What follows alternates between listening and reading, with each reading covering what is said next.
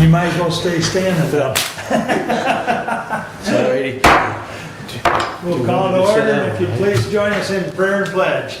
Let's pray. Heavenly Father, we thank you for this beautiful day that you have given to us, for the opportunity that we have to gather together here today to work for the needs of the county, for our citizens. May we work with your wisdom and your guidance, and may everything we do be for your glory. In Jesus' name, amen. I pledge allegiance to the flag of the United States of America and to the republic for which it stands, one nation, under God, indivisible, with liberty and justice for all. Thank you. We'll have our first call out to the public for public comment, and I will read our rules. A member of the public may address the board after receiving recognition from the chairperson and giving his or her name. Public comment shall be limited to a period set aside at each meeting for such purpose, and each speaker shall have the floor for no longer than 5 minutes unless the board grants an extension. Board of Commissioners Rules of Procedures and Bylaws 5.13-3, and we ask you be respectful. With that, anyone wish to address the board at this time? Bob?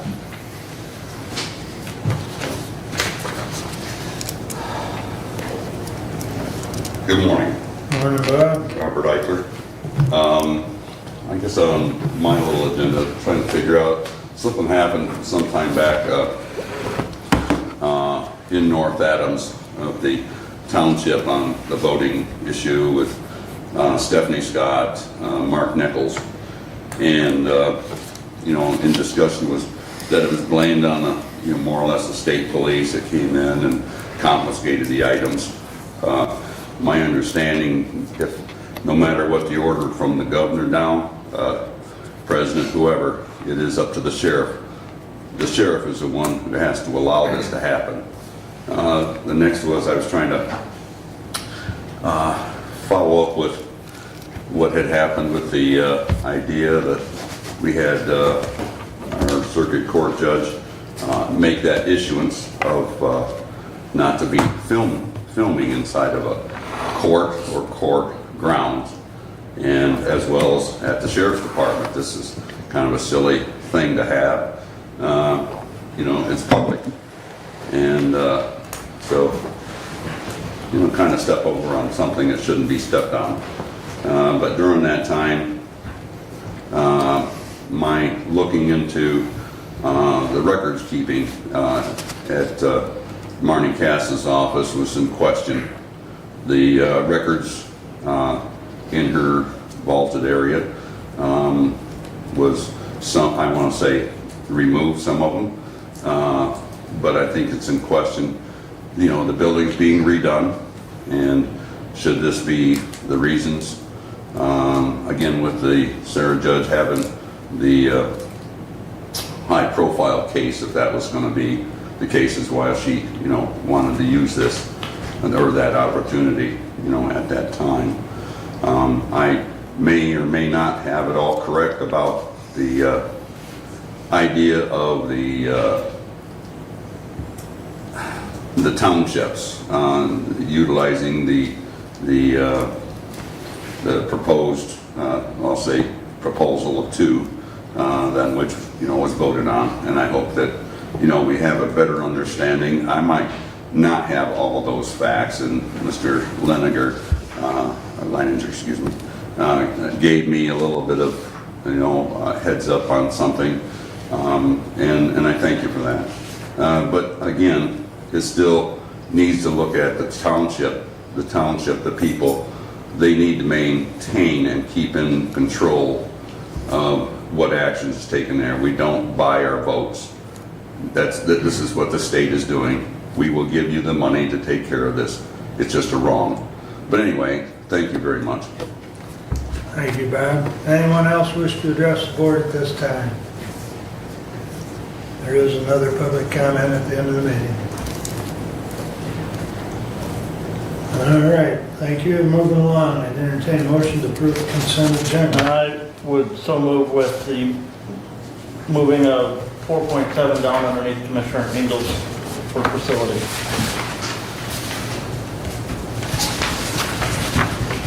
4.7, Resolution 23-102. correct.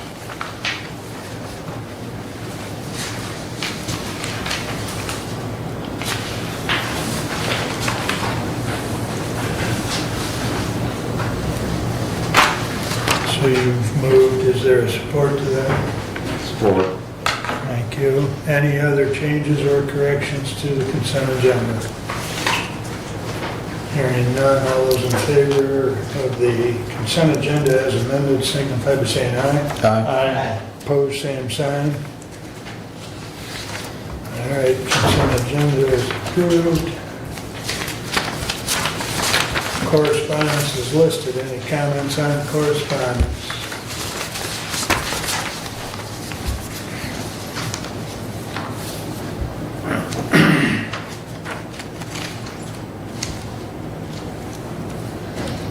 Entertain a motion to approve regular agenda. Move to approve. Support.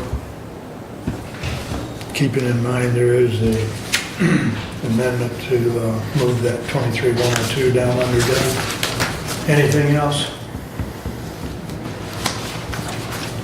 All those in favor of the regular agenda as amended signify by saying aye. Aye. Opposed? Regular agenda is approved. Moving right along. Good morning, Maggie. Good morning. You are up.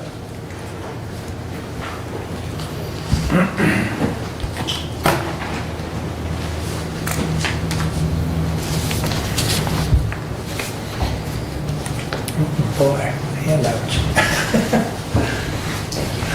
Thank you. You're welcome.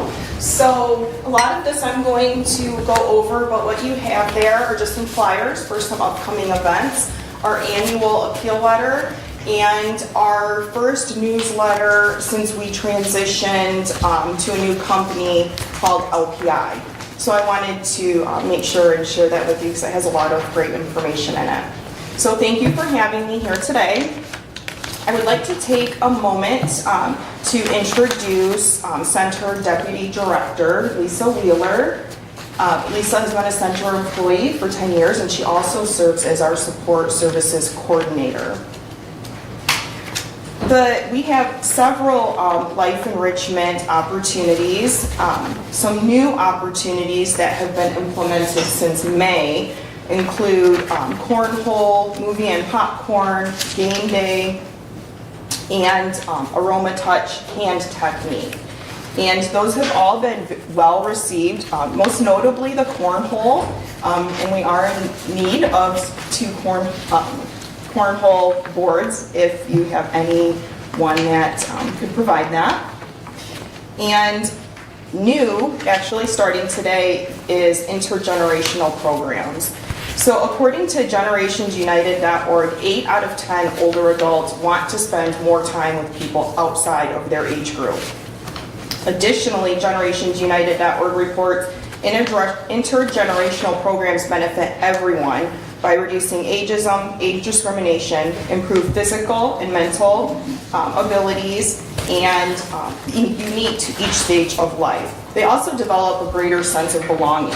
So today in our adult daycare on-site respite, we are having elementary school-aged children come in and they will complete a craft with a client that they have been paired with, and then each person gets to take their craft home. And they'll also have pizza for lunch and just have opportunity to spend some time together.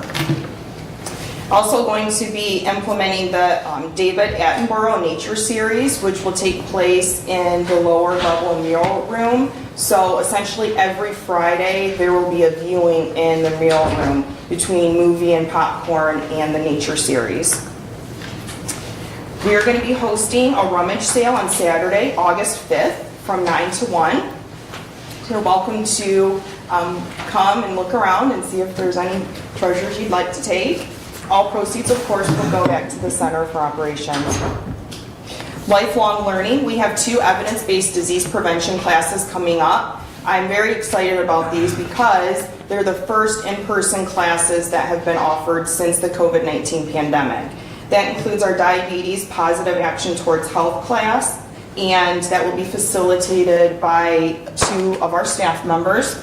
And the matter of balance class, which helps with fall prevention. Again, that's hosted in person by HCSSE staff, and that class is full. So we've had a good response to that. Coming up, we will have our annual senior picnic that will be held in September, our annual health fair that will be held in October, and then also our bereavement support group and education class will be resuming in October with Pastor Mike Prince. Community outreach, continue to do the American Red Cross blood drives. We are a premier blood partnership with the American Red Cross. To date, excluding the blood drive we just held on Friday, July 21st, our total impact was 96 units, 104 donors with an average of 32 units per drive. On Friday, August 11th, from 10 to 2, we will be hosting an Elder Abuse Expo, put out the fuse on elder abuse. Again, because of the COVID-19 pandemic, I believe the last one we held in person was 2018. So I'm very excited about that, and that is made possible by a grant from Wellwise Services Area Agency on Aging. The expo will consist of guest speakers on various topics, vendors, prize giveaways, and a boxed lunch. For organizational improvements, we are currently in the process of our strategic plan. We embarked on this in April with Innovative Community Solutions and North Coast Community Consultants. The anticipated completion date is August 29th, and the strategic plan will really just help guide the center in exploring and defining a future vision and refine and reorganize priorities and establish our annual goals for the next 3 to 5 years. The planning process includes online surveys of both board and staff, stakeholder interviews, and on-site processing and meetings that involve the board and staff. This week, we are launching a new website. We really had to because our former company, Cortland, was sold out. So we are transitioning from Joomla to WordPress. So through the course of this week, that transition will occur. So I encourage you next week to go online and take a look at our updated website. Some benefits of the updated website include the ability to add our bi-monthly newsletter and our activity calendar and our menus. The Golden Leaves newsletter, as I already stated, this is our first one since we transitioned to LPI.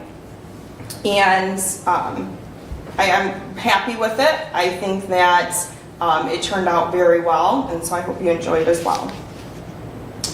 Electronic visit verification is something that we are in process of.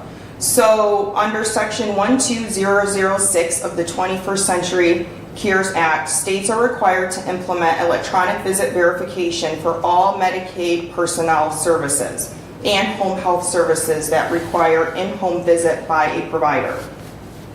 The EVV system must verify the type of service performed, date, time, and location, as well as the individual receiving the service.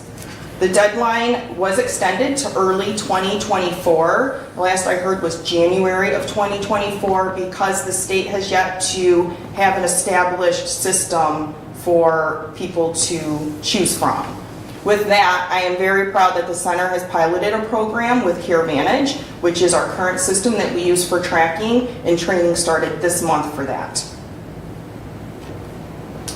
Also, attached in your packet, I think I already said that actually, is your annual appeal letter. And if there are no questions, I will invite Dan up to go over the amended budget. Any questions of Maggie? Where are you at as far as staffing? Have you gotten your director of nursing position filled, or are you still doing 2 roles, Maggie? I'm still doing 2 roles. We have a clinical assessment specialist that has taken some of the in-home assessments off of my workload and the Parkinson's support group. But all other matters I am still attending to. We have not really had a very good response as far as postings posted on Indeed. I did have a nurse reach out to me last week that was interested and stated she was going to drop her resume off, but I have not received that yet.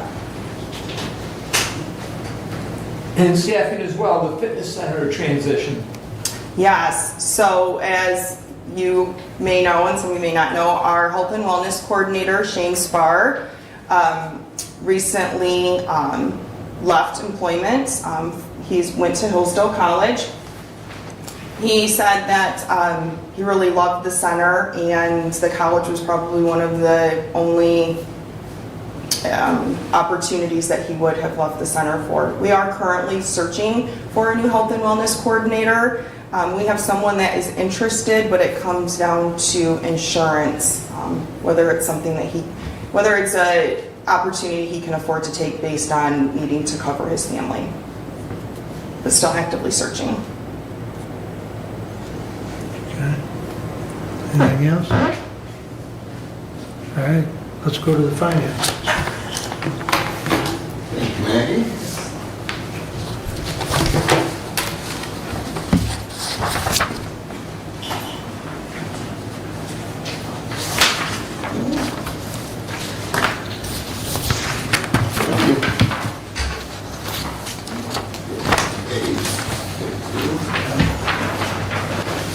Thank you, sir.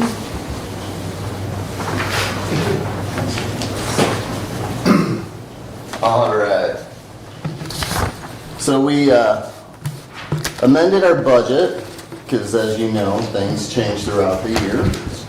So what you have in front of you there is, on the left column is the original 2023 budget, and on the right is our amended budget.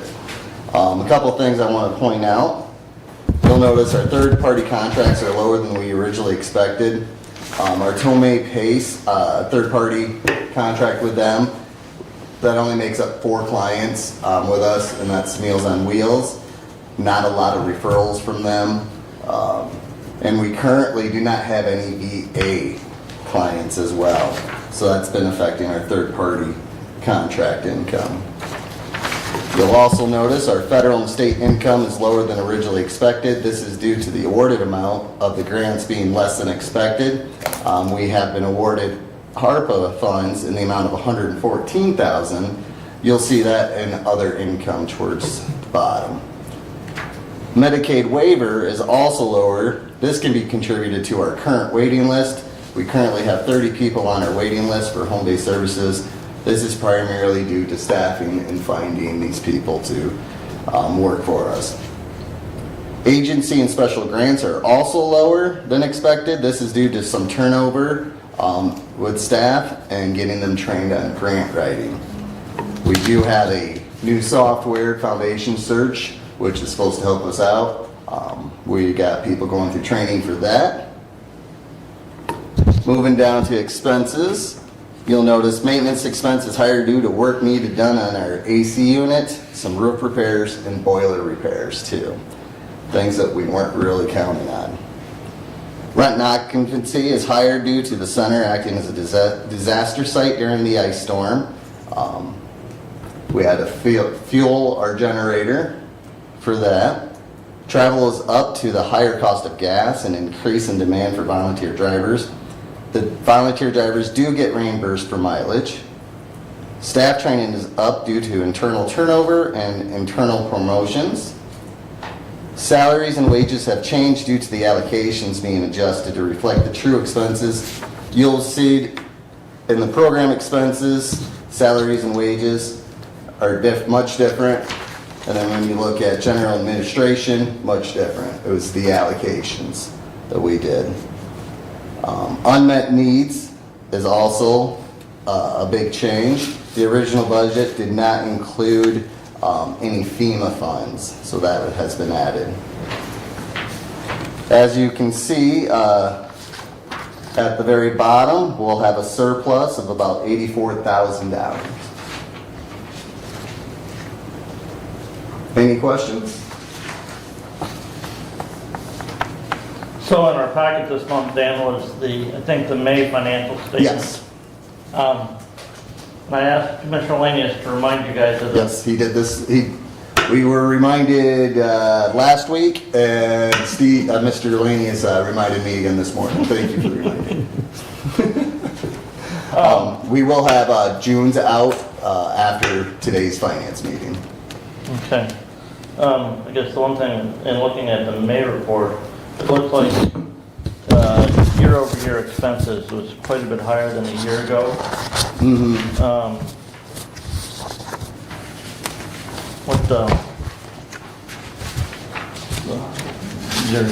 Some of the big hitters on that is going to be our raw food costs that has skyrocketed, and also our travel cost is also much more.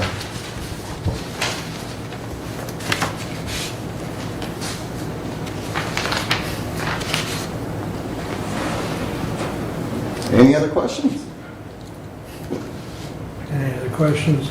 If you think of any, feel free to reach Well, out. just the observation that, revenues are down and the expenses are up. Yes. It's very difficult and challenging, and, Yes. that's to be aware of. There's still a positive balance, but it looks to me like it's shrinking. I agree, and we're working on 2024's budget, and we're gonna have a much tighter control over 2024 and get things back. Any other questions for Dan or for Maggie? Awesome. Well, feel free to reach out to us if you do. We're always available. And thank you guys. Thank you. Thank you, Maggie. All right.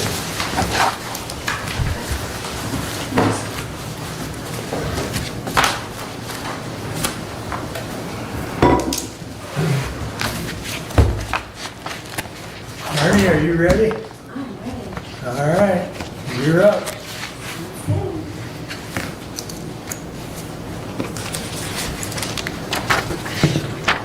Good morning.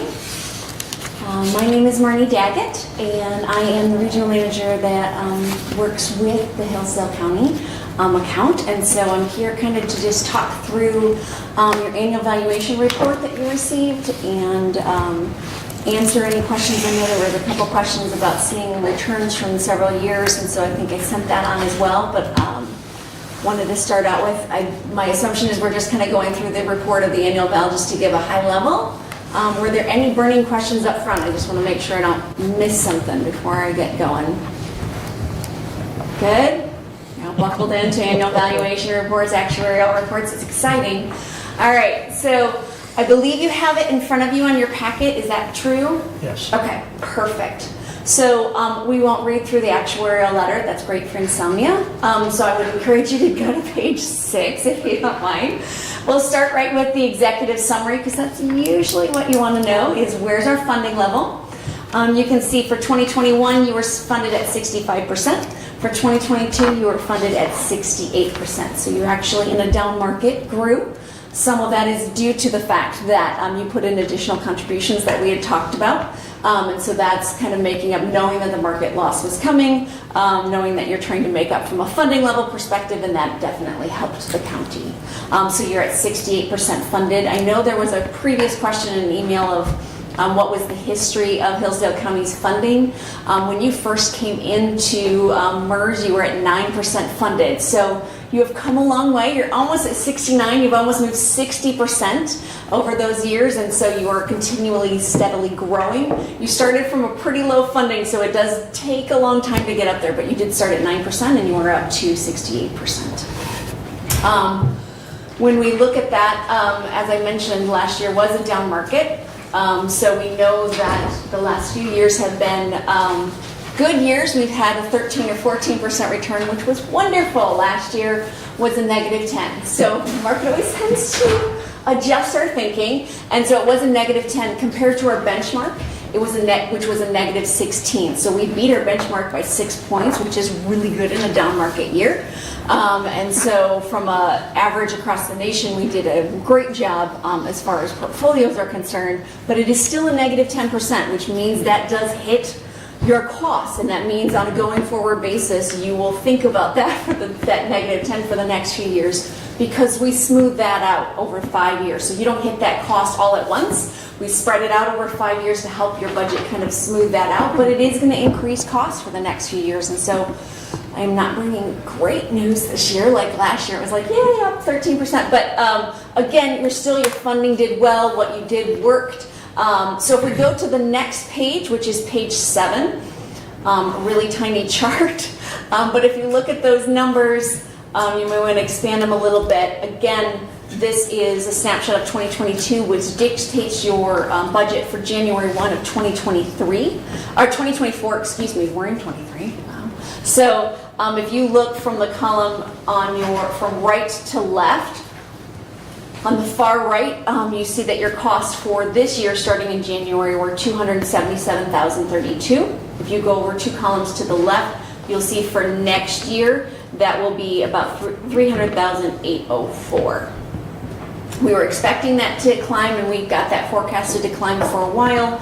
Again, the market returns didn't help that, but again, not a massive jump. I don't know if there were any questions on that. You can see the employee contribution rate below that is at 14.4% for those who are in the defined benefit plan.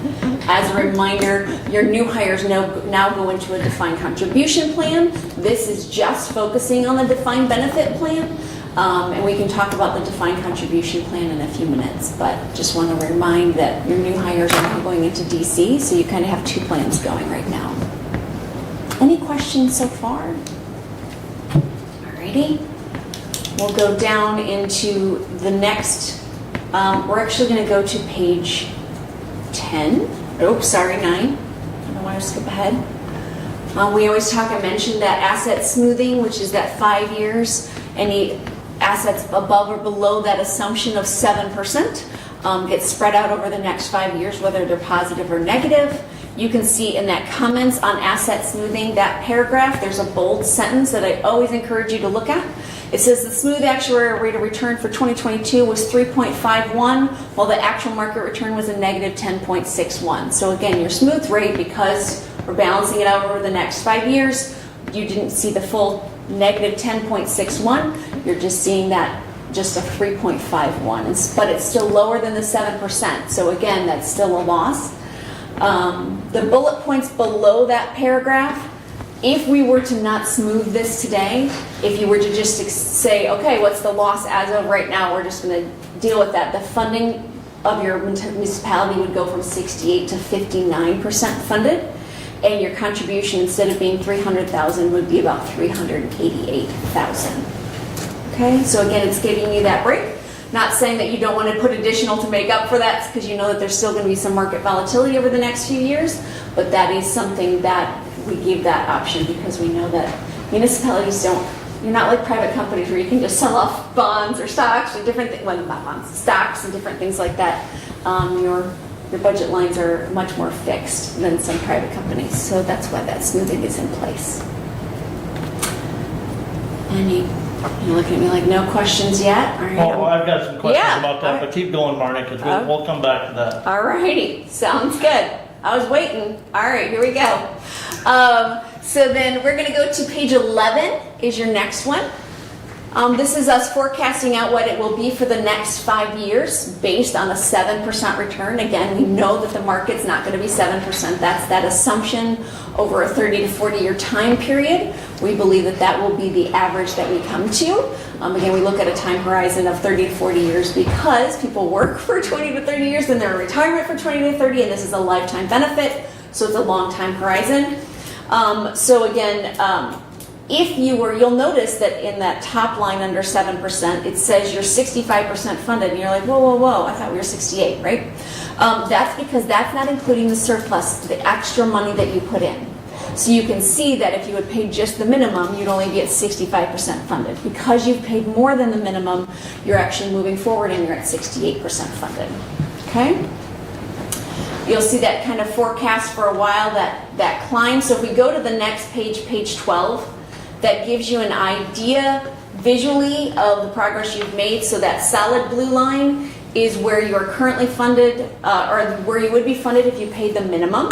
The dotted blue line is the surplus division, so where you're actually funded because you put in additional. It's assuming you're not going to put any more additional. So the more you put additional, obviously the more that separates, the faster you get to funding, which was the goal of the board. But you can kind of start seeing that progress, which is great. You will see that kind of dip down and then climb back up. The reason for that is because, again, we're smoothing out, so we're giving you that time to spread out that loss. If you'd like to, I have groups that are saying, nope, we're just going to pay that higher amount so that we can continue to grow and move forward.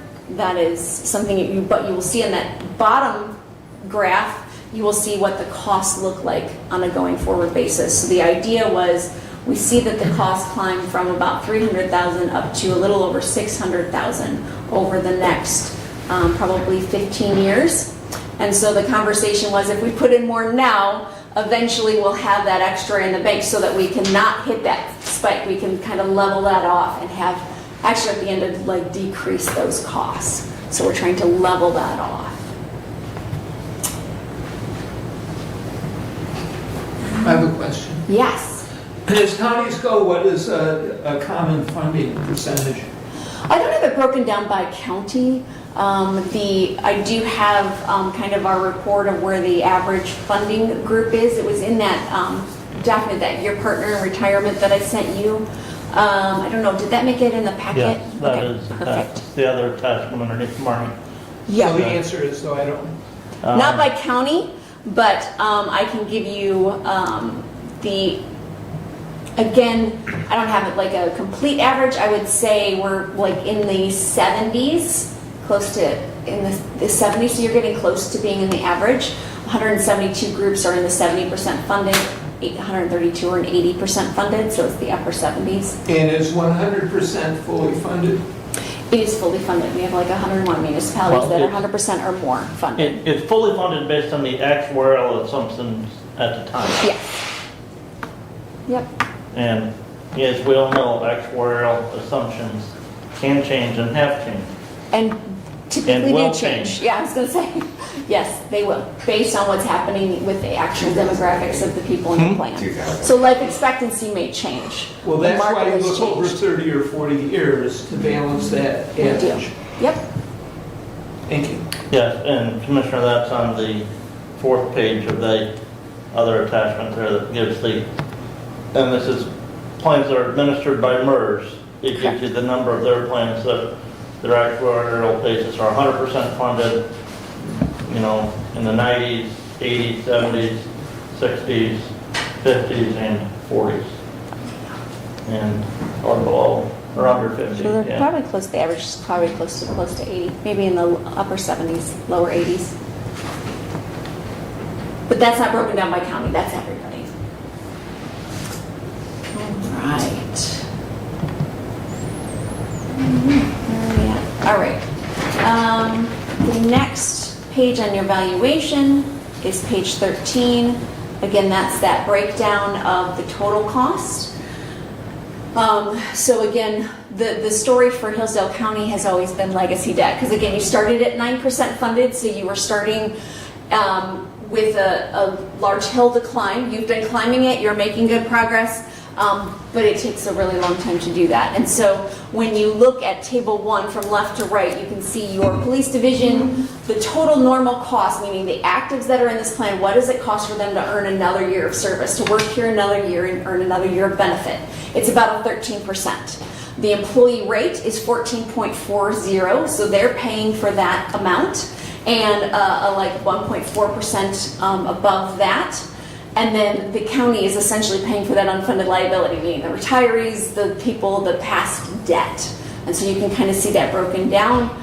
Again, if you see employer normal costs, it's a positive $20,000, but then you have the unfunded liability payment over the amortization period, which is $321,000. We subtract that credit of the $20,000, right, because the employees are covering that part, gets you to that employer contribution of $300,000. So that's how the math works. Any questions on that math? Right. The next page is just the benefits structure. I think the next one I'd like to go to is page 15, which just shows you the number of actives, vested former employees, and retirees. Again, you moved from 21 to 22, you moved down 2 actives and 1 less vested former, and you also lost a retiree. There you go.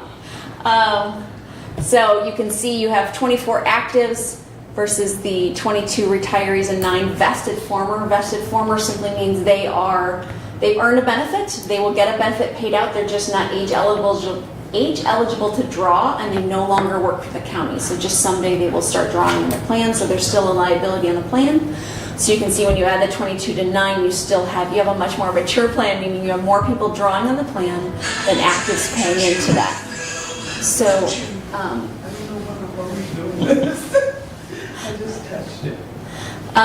so when you look at that and you have more people drawing on the plan than like assets from actives going into the plan, it makes it more difficult to move forward from a funding level because more is going out the door than's coming in. So that's part of the challenge of the county as well. Table 4, something that your auditors like to look at, which is the market value, no smoothing. Table 5 is the cash flow. And I think this is where it tells your story for last year specifically. So if you look at table 5 on page 17, if you go to the bottom line item from left to right for 2022, your required contribution was 264. You put in an extra 270, right? So, and then the employee contributions were 223. Benefits going out the door was 518. So you put in more than went out the door plus investment return. So why did your funding level go up even in a down year of the market? Because of that additional contribution. And Commissioner, just a point of notice there, our extra contribution is not $270,000 annually. Half of that should have been made in 21, it wasn't, and so by the time it actually got made, it didn't get credited to the MERS account until 2022. And this is a general fund contribution? Correct. So yeah, I think you have a plan for like And every year instead of like just skip a year and you've got. And Commissioner, where the majority of that money was coming from is when the windmill project was being built, this body made a determination that they were going to use the specified amount of that additional revenue from the windmills to pay towards that unfunded liability. And last year we started making 1/12 contribution of that every month. So we're adding additional funding every month to that surplus account. So in that aspect, trying to do our own balancing of the ups and downs in the market and not putting it all in at once, but just putting some in every month. So in the future, currently, you say it's coming from the windmills. That's a diminishing number as time goes.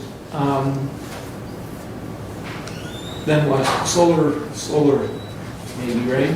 Well, the other part of the contribution from the windmills was also to pay for the HVAC debt at the courthouse, and that'll be going away here after next year. So that revenue will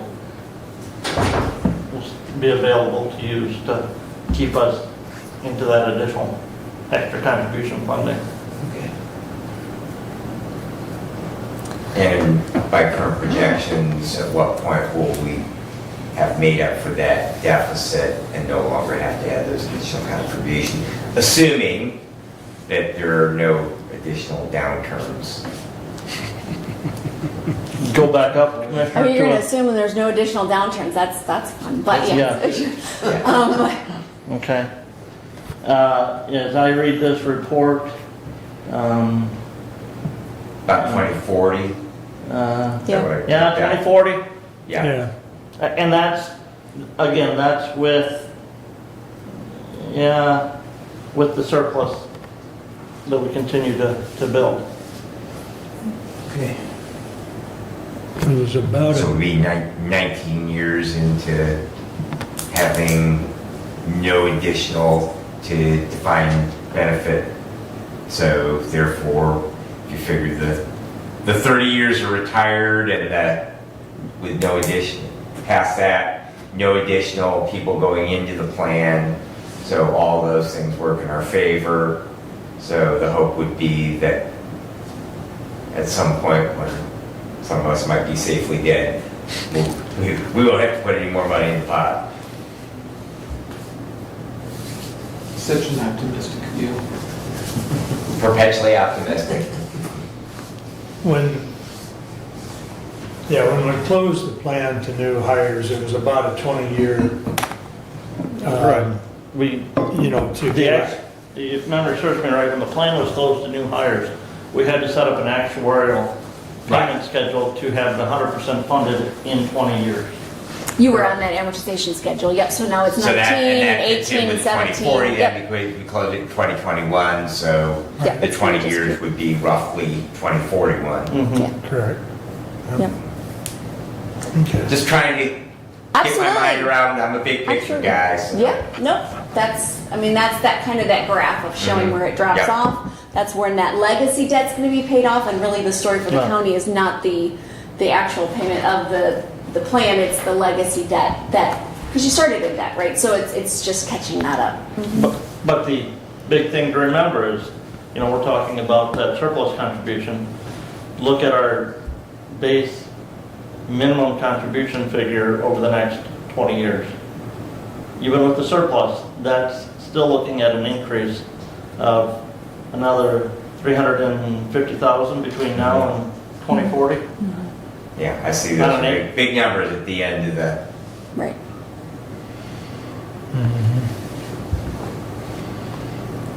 Okay. The last page that I think that is kind of a good overview is page 18. And that's just simply showing the breakdown of liabilities versus assets. So it shows the math behind everything, and including the surplus division. So you can see, again, from your actives, vested former members, and retirees, the total liability in the plan is about a little over 10 million, almost 11 million. You have assets of about 7 million in that plan. So the unfunded liability is 3.8. But then you have that surplus that you've been putting in, and now that's up to 321,000. So you can kind of see, so when you subtract that out, and so your total unfunded liability is 3.5. So it kind of breaks down so what are we trying to do? Well, if we wanted to pay off 3.5 and instead of 20 years, 10 years, what would that cost? Those are the numbers you're looking at, right? Not that I'm saying you're going to have this major windfall, I'm just giving you an explanation as to what you're paying down, right? That was the main overview, but I hear there's questions, so. Are there any questions on any of? So, And I can certainly go over that your partner in retirement if you wanted me to go over the returns and things, or is that where you were going next? I'm going Nope. back to the asset All right. smoothing. Okay. How long have you guys been using the asset smoothing methodology? Always. It used to be a 10-year smoothing, and it moved to a 5-year smoothing back in, I think, 2018, 2019. Okay. That's something that's standard across all actuarials in the nation. The key thing that I took of the asset smoothing language is that without it, we would be at a 59% funding percentage. Yes, and your cost would be higher to catch that up. Okay. But that would put us under the 60% threshold that the legislature mandated for the defined benefit plans to receive part of the $750 million. That was on the 2021, so you wouldn't make that deadline. Yeah. But yes. Nice. And asset smoothing, though, when they look at all of it, I know, I've had so many people go, how do I get a piece of that? Like, I get it. Well, what about the returns? Because again, they went on 2021 numbers, what you had reported at that time. Some with their fiscal year actually went on the 2020 numbers. And so there's a couple different years there. 2022, obviously there was a market downturn, which everyone had. And so there was a lot of argument about would Treasury look at 2022 numbers instead of 2021? And the answer was no. Again, it's a state thing, so that was Treasury's answer on that. Also, all of those groups are in a smoothing, so they're not going to remove the smoothing for that. Again, I know that that means you may not be getting that money. That's, again, how the legislation was written up. I know that there's some talk of what they're doing for other pieces.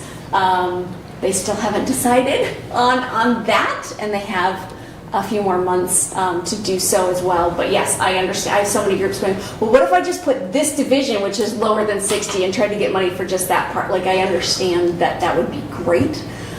There's still conversations with the additional that they have from that budget surplus of looking at groups that are 60 to 80% funded.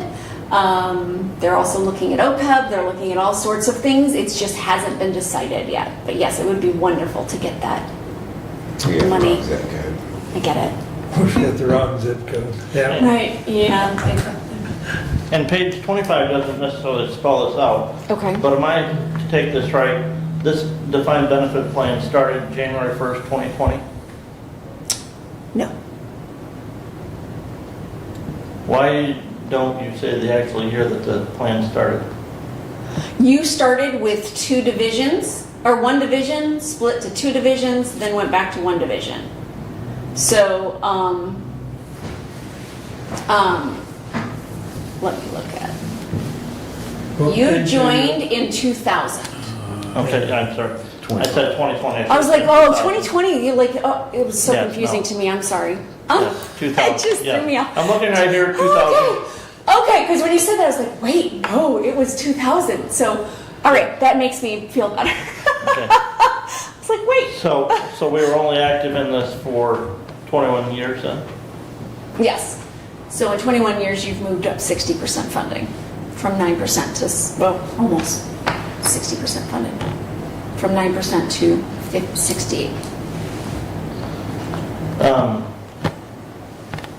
My request for future reports is the last page of the report gives a investment performance for the previous calendar year for a 5-year period and a 10-year period. For PA 202, yes. We have many other employees in a 403B program that when they go out and look at the mutual funds that they can buy, they can get a lifetime investment return right there. Why isn't that included in this report? I want to know MERS's lifetime investment return. I want to know your 30-year average. Yeah. So that was in that, your No. partner in retirement. No, not your lifetime. It gives a rate of return, I do believe, for the last 30 years. But 35 years. But Yeah. it doesn't give lifetime. What's lifetime average return by MERS? Well, that started in 1988. Again, this group, MERS wasn't actually, MERS was part of the state, so this is our returns. So, like, again, MERS was part of the state, and then MARA started up, and then we separated and became MERS under Engler. And so we have some of the investment returns back to 1988. That's on page 7 of that, Your Partner in Retirement. Those are the actual returns since 1988. We actually became MERS a little bit later, but we were MARA, and that kind of investment separation and that kind of thing was around that time. And so again, I can't give you past beyond that because we weren't an entity at that time. Okay, what's your expense ratio? The expense ratio is the, I'd have to go to your statement right now. And Because that you is give in me an there. average rate of return here of 8.21%, but it says performance numbers on this page are gross of fees. Correct. Yep, and that's what you get in your annual statements every year. You get that net fiduciary position and all of those things. You want me to log in and show you what that is? Sure. Okay.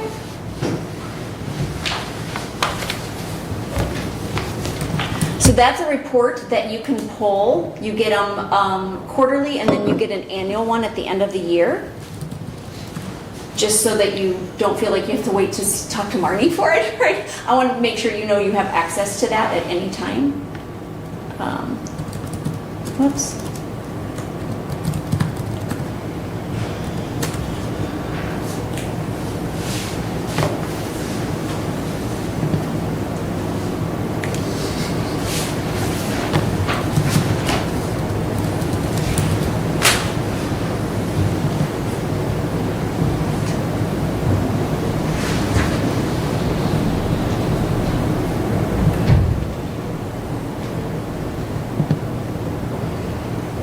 While she's looking that up, I will say that the last bargaining session,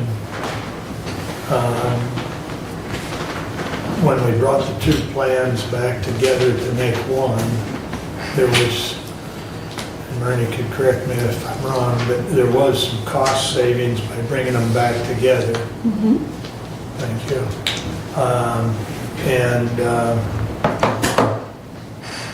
And throughout that discussion, she provided us with lots of information as far as historical information. So, you know, it's been good to work with them with this defined benefit plan. So, I'm pulling up. You're 2022, sorry. Hamsters are running slow, or the internet's running slow, something's running really slow. Let's see if I can find your...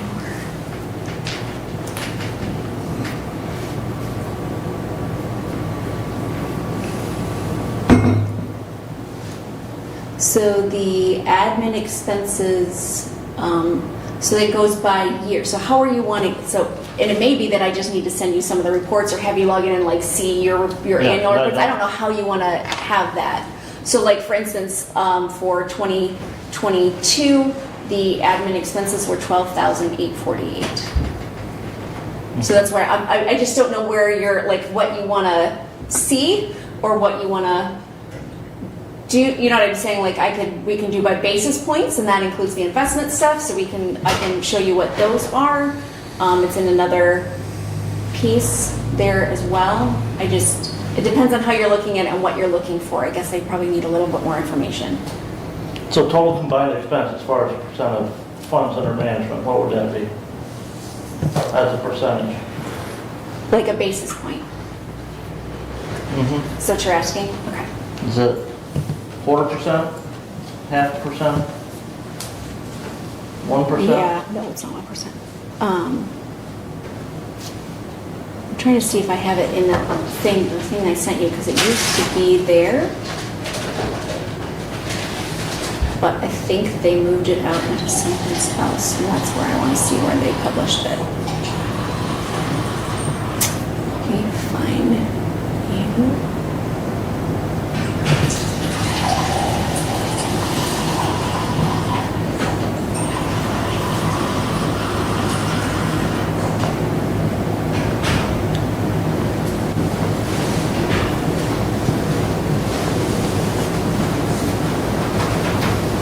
Thank you for that, sir.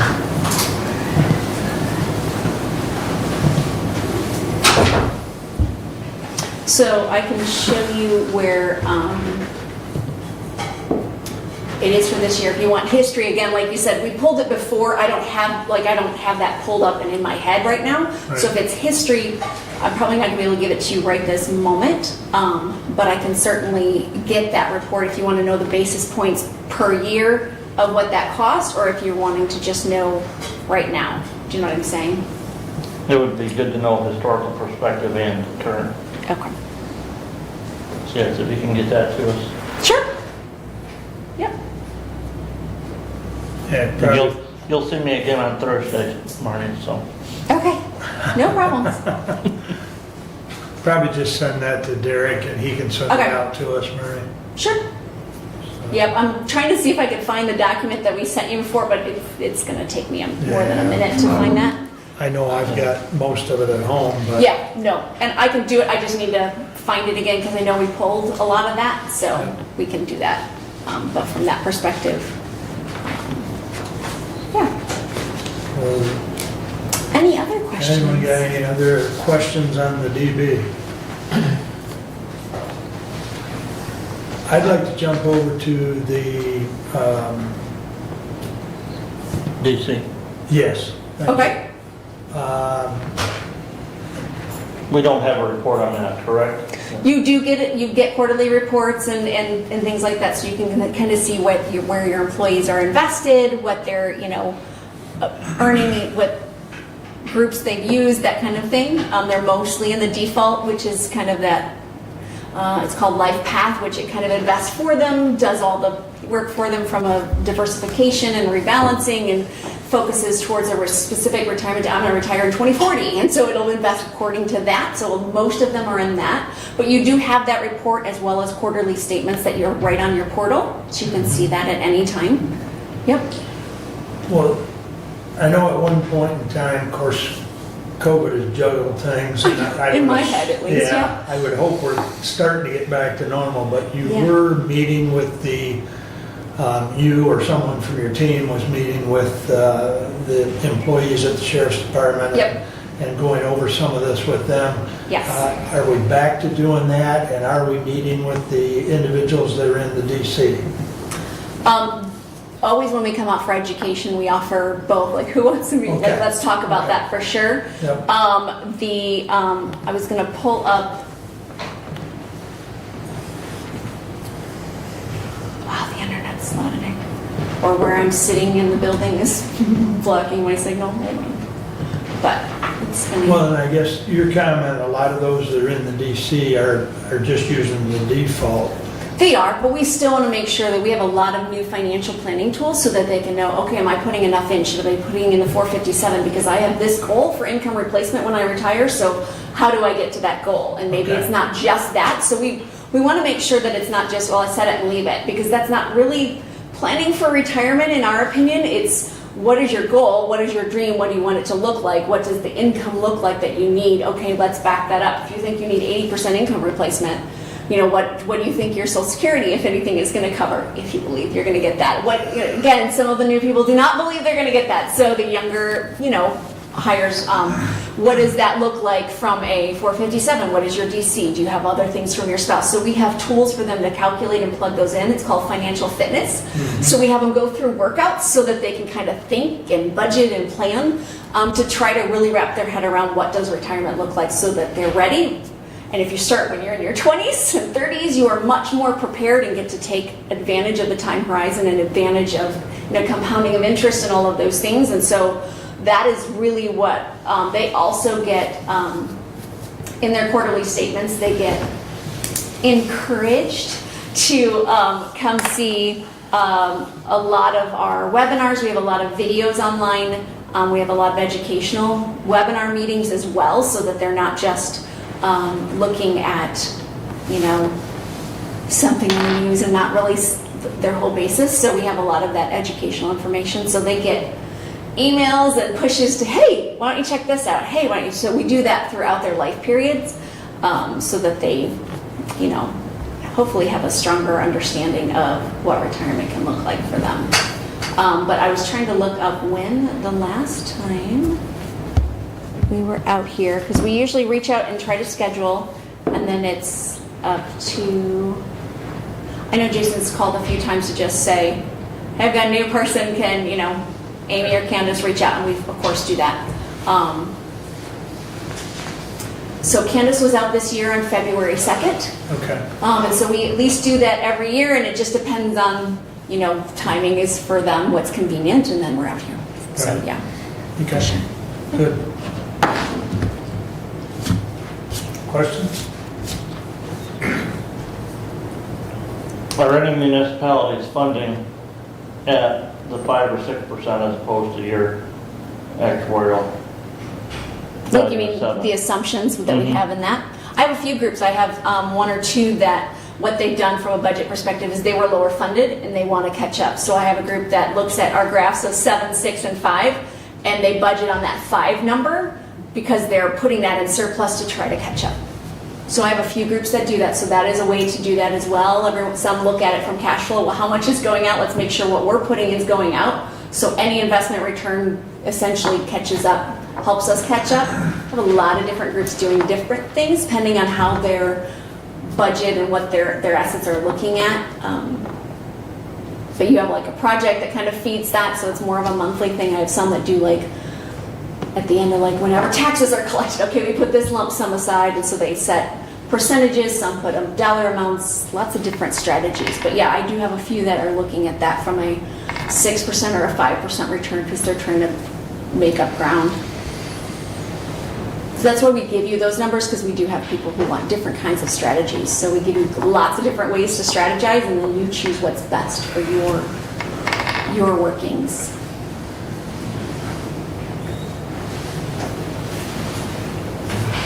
Anything else? All right. I'm tired of the actuarial talk. It's done. It's a lot. Marty's always available via Yep, email. absolutely. So- Certainly let me know if there's other questions, and I will get that information to you. Very Okay? good, very good. And again, you'll see me on Thursday. So. Okay. Well, I won't have probably those numbers because I don't think we've ever had to pull those for that group. Or had to want, they've not wanted that, but. Well, cost should be the same. Your guys' cost. Right, basis should- points, yes, for sure. I don't know if it'll be by Thursday is my point, though. I'll try to look. I do have a couple conferences I'm attending that I have to speak at, so again, I will do my best. Okay. Okay. Hey, good to see you. Perfect, good to see you. Thank you so much. Yep. All right, moving right along. Brad, you're up. All right, let's get the action item out of the way. 23103 to the Honorable Board of Commissioners, we recommend authorizing the chair to sign the memorandum of agreement between Jackson County and Hillsdale County for medical examiner and autopsy services. The effective date of this agreement shall be Tuesday, July 25th. This agreement shall remain in effect until amended or terminated by either party as provided in Section 8, and I would move for adoption. And second? So this is basically a follow-up with Dr. Cassin's passing a few weeks ago. We have been contracting with Lenawee County for a number of years now. I know previously we used Lucas County for autopsies. The cost of that continued to spiral upward, and there has been encouragement from the state to form consortiums and agreements with other governmental units. We did that a few years ago. Mark, was that probably 5 years ago? We started with Lenawee County. 5 or 6, yes. So, and that's been a pretty satisfactory agreement. We've had some discussions over the past year about forming a 3 or possibly 4 county consortium. So this has kind of speeded up the need, at least for us to have something in effect. We are statutorily required to appoint a medical examiner. And so this basically, with Dr. Cassin's death, does satisfy that statutory requirement. And we will continue to move forward with trying to build something that will be agreeable for all 3 counties. But Lenawee, it's my understanding that they have also passed a similar memorandum of agreement with Jackson as well. It will be going, just to clarify, it will be going to their work group actually right now at 10 a.m. Okay. And it'll go to their full board either tomorrow or Thursday. But it's expected to pass. I've had communication with Kim Murphy, the administrator in Lenawee, and Mike Overton, thank you, in Jackson. This has got to be done, as Brad indicated, statutorily. But the other thing is we're looking at having a meeting the first week of August, and Brad and I will be at that to continue this discussion of, the consortium. So, But this doesn't terminate our memorandum of understanding with Lenawee County. So we're contracted with Lenawee County for medical examiner right now, correct? We are currently, yes. Okay, we're not terminating that with this resolution. No, but you're superseding it. Because that, But- you can't but we're have a con- contract without a medical examiner, so that contract becomes void. He is dead, and that's fact. That is. But we're contracted with them. Why do we have to enter a contract with Jackson? Just, we're contracted with Lenawee County, let them contract with Jackson County. But we still have to make the appointment. Regardless of whether we have a contract or not, we are still obligated under statute to appoint a medical examiner, which we have done previously with Dr. Castle. And Has Jackson named the new replacement for Dr. Casson? Well, Jackson would, because it would Jackson, be Moore, Lenawee. and Lenawee. the discussion is that Dr. Mano will handle everything going forward until they can hire a replacement. Could we have continued contract with Lenawee? Not really, because there's not a medical examiner there. I mean, if you really want to get down to the brass tacks of it, how do you contract with? So this basically supersedes it, and going forward, we may even amend this based on the meeting that we have set up for the first week of August. So we're trying to meet this. Brad and I have talked about this quite a bit in the last couple of weeks, but we've got to do it from a statutory perspective. We've got to have an ME of record. You may actually remember, Commissioner Lanius, you were not here for that, but about 3 years ago, we discovered, we the Board of Commissioners, not this particular body, but we, the Board of Commissioners, had never established the Office of Medical Examiner, which was actually created in the statute back in about 1969. And we had, even though we had appointed a medical examiner, and we've had a number of them, local physicians over the years, we had never actually removed the office of county coroner, which was the old office, and that could be anybody, it didn't have to be a medical doctor. And in the late 60s, the legislature adopted a statute where you actually had to have a physician, and they changed the name from coroner to medical examiner. And we could find no place in the records. They talked about it, the Board of Commissioners talked about it in minutes, and they said, well, this is just another thing that Lansing is required, and then they just forgot about it. So we actually passed a resolution establishing the office of a medical examiner and then made that appointment. And that would have been approximately 3 years ago. I guess you say this supersedes the previous one. My concern is it doesn't state that. It says nowhere in here that this is eliminating the previously adopted resolution of the Memorandum of Understanding with Lenawee County and terminating that. And if we are contracted with Lenawee County, is the contract written to where they're providing the service, even though they have lost a coroner or medical examiner? Have we discussed the issue with Lenawee County that they are or aren't going to provide services under that contract? I understand what you're saying. I understand what you're saying. So the discussion that I've had with both administrators is that Lenawee can no longer provide the services. They have no medical examiner. And the discussion I had with Jackson is that we're actually operating out of Jackson's facilities. Okay. So technically speaking, for the last, year and a half, we've been operating out of Jackson.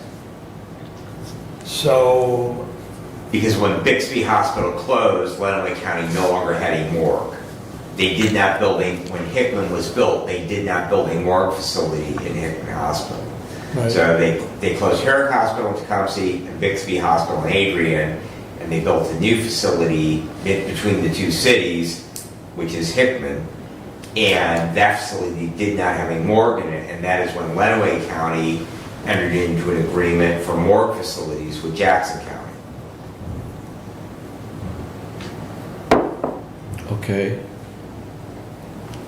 Are we paying for that service? Is there a financial investment here for that service? We get Yeah. a monthly billing from the medical examiner's office. From Lenawee? Yes. And Lenawee's administrative staff is sitting in Jackson. So Sarah's office is in Jackson. Yeah. So where it used to be, I think it was in the Drain Commission building. It's a Yeah. county-owned building. Yeah, it's about two blocks west of the old courthouse. Right. In Adrian, Yeah. and then when they moved the morgue facility up there, then they moved her office and Dr. Caston's office, because the morgue and where autopsies were conducted is now in the morgue in Jackson. So are we gonna continue to get a bill from Lenawee County for the services? No, it'll be from Jackson County. And the same way with Lenawee, they will get a bill from Jackson County. Well, the memorandum of agreement that we have here is not between us and Jackson County. It's between Dr. Moreno and Hillsdale County. Correct, but he is the ME for Jackson County. I mean, if you want to make a amendment, you're more than welcome to, but Dr. Moreno is the medical examiner for Jackson County.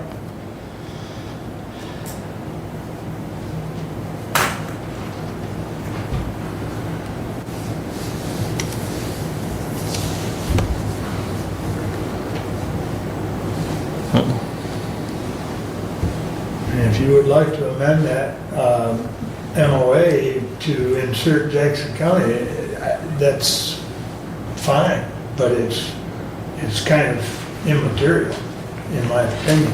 Well, the resolution that we have says we're entering into this agreement between the counties, not between an individual and the county.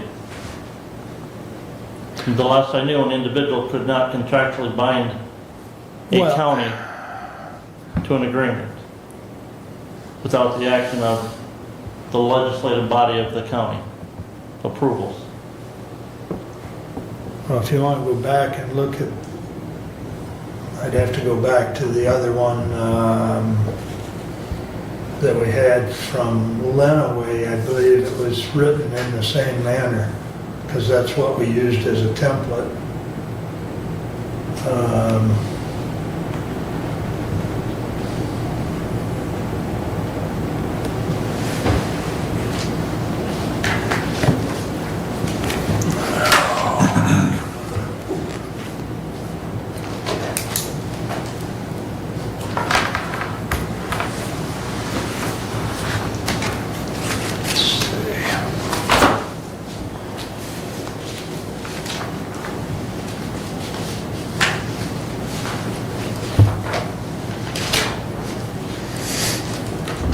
So the one that is going in front of Lenawee reads identical. It's to provide medical examiner services between Dr. John Mayo and Lenawee County. It reads, we use the same language. Lenawee sent us the same language that we have presented to you.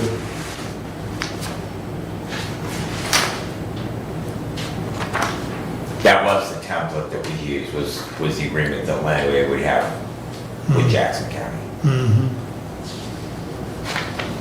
And I think if the concern, Commissioner Langer, is that we still have an agreement in place with Lenawee, I would be very favorable to simply inserting a line that would end that agreement between the County of Hillsdale and the County of Lenawee. Now, if you look at the actual memorandum of understanding as well, in number, section 2, letter F. No, section 1, purpose.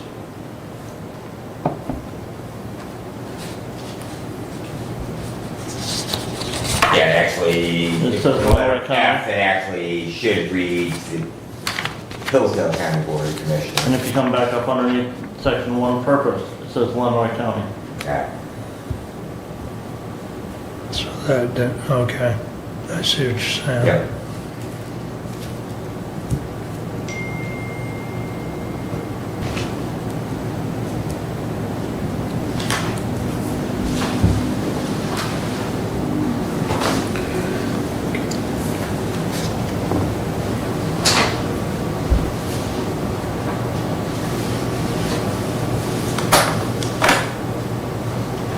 I think there's too many errors and issues that need to be corrected before we can adopt this resolution. Well, you've just got two words, or two places that Hillsdale needs to be inserted instead of Lenawee, correct? What other problems is there with it? Well, again, I question whether it should be between Jackson County and Hillsdale County. It really needs to be because Lenawee is contracting for a service they do not have. I mean, they have a medical examiner by contract, or will have a medical examiner, which would be no different than what we would have. So if they agree to contract with Dr. Moreno, and we have agreed to contract with Lenawee County, why do we need to enter a direct agreement with Dr. Moreno? Because we would still need to appoint a medical examiner. We have to make that appointment. We are statutorily required to make the appointment of a medical examiner. But if we're contracted through Lenawee County already, and Dr. Moreno is working for them, have we not done that already through Yeah. contract? I say no because what we have is a contract, we don't have a medical examiner. Okay. That would be my answer to that. And I would like to amend the memorandum of agreement to insert Hillsdale County where the word Lenawee County is. I'll support that.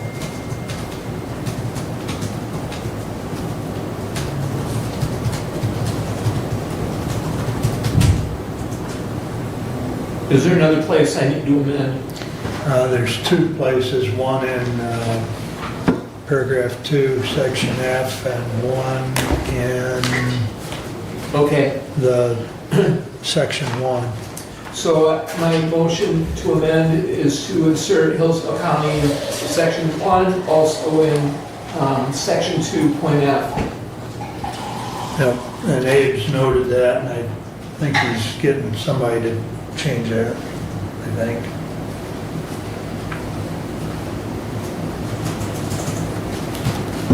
And I apologize, Abe and I tried going through this. This was kind of coming at us Friday, and we were trying to get it done. I can tell you what I did. I replaced Hillsdale County, and then I saw it said Hillsdale County hereinafter called county, and I thought, okay, well, the rest of the time There it's you just gonna go. be county. I assumed, should know. Word has this really cool feature called replace. I know. But, you know, I'm thinking it's just gonna be county the rest of the document, so I didn't do it. Yeah. All right, I believe we've got a motion to make those changes. Is there any discussion on that? All in favor signify by saying aye. Aye. Aye. Opposed, same sign. Okay, that change is done. Is there anything else that is holding us up, taking a roll call vote on this?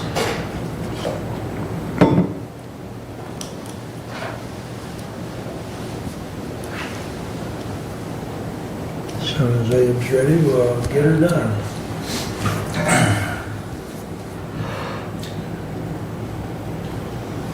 Okay, so this is for adopting resolution 23-103 as amended, As amended. along with the attachment amended. Yep. Commissioner Laniger, No. Commissioner Ingles, Yes. Commissioner Lanius, Yes. Commissioner Wiley, Yes. Commissioner Benson. Yes. Passes 4-1. And if Mr. Chair, Please. thank you. Commissioner Weiner, just to follow up, this really truly is a work in progress because our intent is to continue to move forward with the idea that we are going to form a consortium. We don't even really know legally what the name or how we will organize that entity.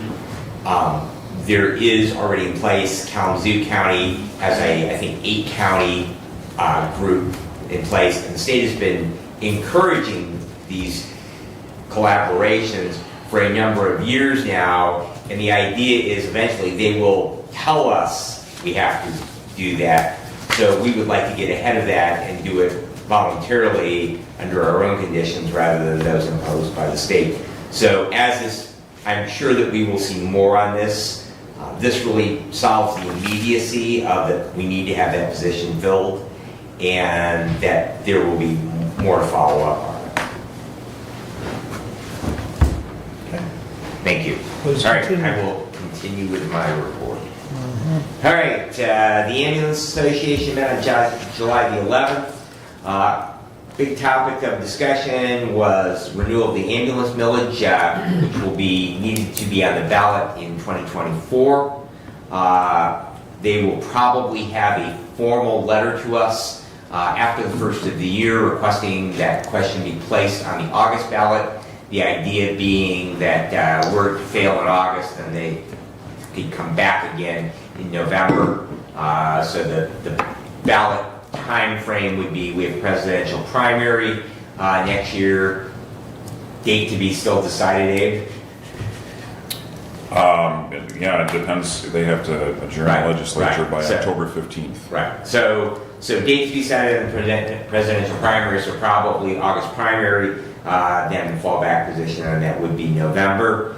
Also, that they discussed the EMS agencies of Hillsdale County providing medical first responder coverages for the Hillsdale County Fair. Last year, Reading Emergency coordinated that because it had become a drain on their resources to be able to have people there as MFRs for the fair event all week long. And so all of the county agencies, both MFR and transporting, did step up and volunteer to take a day. And so they, again, will be providing that coverage. So I appreciate the cooperation from our multiple agencies throughout the county on that. Prevention Works met on Thursday the 13th. They provided training for 5 groups of employees at Martin Ria in regards to Narcan administration. It's interesting because we had actually had a discussion within the group of reaching out to the industry within the county and seeing if they would have an interest in that. And Martin Ria actually approached Prevention Works and asked if they could provide it. So it's nice that we have that started, and hopefully we will be able to expand that to across all of our larger employees across the county. As of our meeting this month, they had $845 in PA $2 left and $5,800 in SOAR, which is opioid only money. Those dollars have to be spent by September the 30th. We do have Narcan available at several different locations in the county for anyone, any member of the public that would like to receive that, to have that in their personal first aid supplies. And locations that is readily available: County Pharmacy on Carlton Road, the Health Department, and Lifeways. Lifeways will also be getting a vending machine.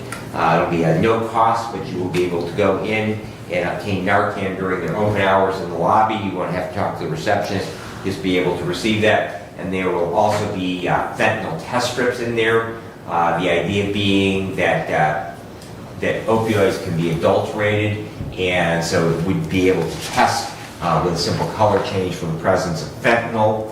Obviously, we don't want people using, but there is a big consideration with harm reduction. Therefore, trying to push Narcan out, because whether we like it or not, people will continue to use substances, legal and illegal. County Fire Association met on the 16th, and Commissioner Lanius, please will give us a report on that. Thank you very, very much. I appreciate your attending, as I was otherwise occupied at Slow Ponies. The 911 Board met on the 19th.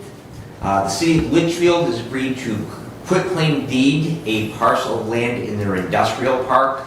That will be off of Herring Road, kind of over, if you know where their sewer lagoons are, where the railroad track crosses. Sort of adjacent to where the power plant used to be. It's a vacant parcel of land. They actually we had been talking to them, the 911 board had been talking to them about a smaller piece, and they said, well, we really don't want to split it up.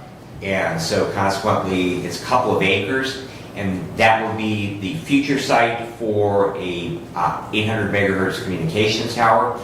We currently have a tower in their industrial park, but they own the land underneath it. We own the tower. That tower isn't tall enough, doesn't have the wind load. So in our engineering study for 800 megahertz, that was identified as a location where we would want to put one, and they are willing to give us the land. And so the idea is we'll go ahead and acquire that. The only cost that we will have, the 911 board will have, is they want to get a survey on it so we know exactly what the boundaries are, so they're going to move ahead with that. They actually signed a contract to go ahead with that survey, and also an environmental study. So they will have a baseline on it with a level 1 environmental study. And so consequently, moving forward, we will have that piece of property in place. They are also moving forward with inspections of the very aged, at this point, Camden and Osseo towers. That's an FCC requirement. There are different ones for freestanding towers and guy wire towers. Those are both guy wire towers. They have to be inspected, I believe, every 3 years, where the freestanding ones are every 5. And so they are going to go ahead and have those inspected. And they are still looking to hire a couple more dispatchers. So if anyone is listening and have an interest, they can go to the 911 section of the county website and find a link of where to find information on how to apply for those positions. Last item I have, we had it as a discussion topic. We have previously tasked our emergency management director with providing instruction for our county employees in CPR, stop the bleed, naloxone administration, and have made those trainings required for all employees within 60 days of hire. You may recall we had a resolution on that, and we went ahead, we hired an outside company to do that, but we want to bring that training in-house. We have a few people who are already trained. Director Whitaker, he has to do some student teaching. He's gone through his coursework for American Heart Association as an instructor, but he has to do some student teaching. And Reading Emergency has agreed, because they're a training center, to allow him to do that there. We will then need to affiliate with them because they are the regional training center, so then we can actually issue cards, because we had several of our employees point out with the training we provided, they did not get any form of a card or certification, and they have various places where they might like to have that. So we will be moving forward with that. What Director Whitaker has asked from us is he would like to acquire a training kit, the American College of Surgeons, for Stop the Bleed. They have put together a box of training aids for that. He is currently able to borrow one from the hospital because they provide that training, but he would like to have one of his own. The cost for that is about $1,100. Basically comes in a big Pelican case with rollers on it, and you can put all those supplies in, but also the funding moving forward for us to do that affiliation, and also to provide an ongoing basis those cards for their employees.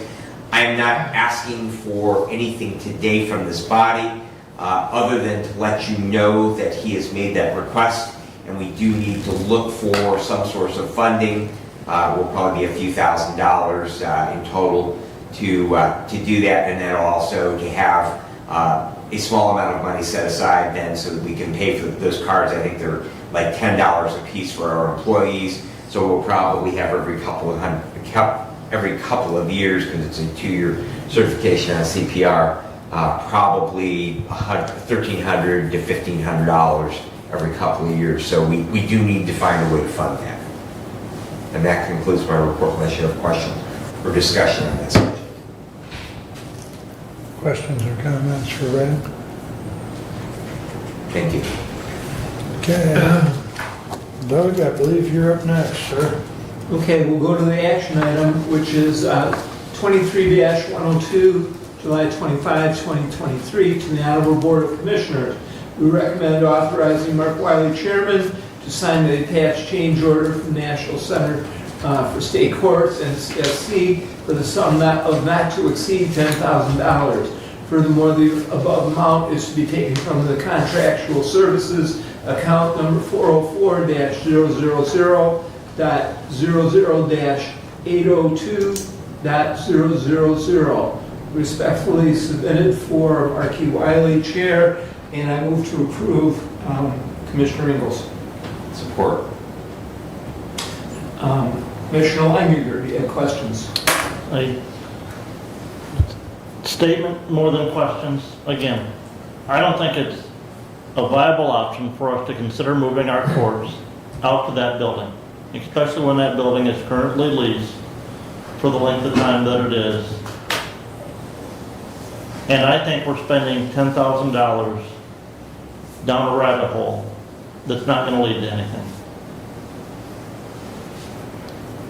And so I will not be supporting this resolution, as I didn't support the motion last meeting.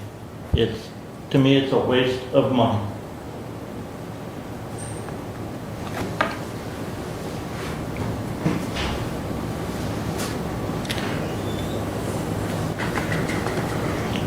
Where,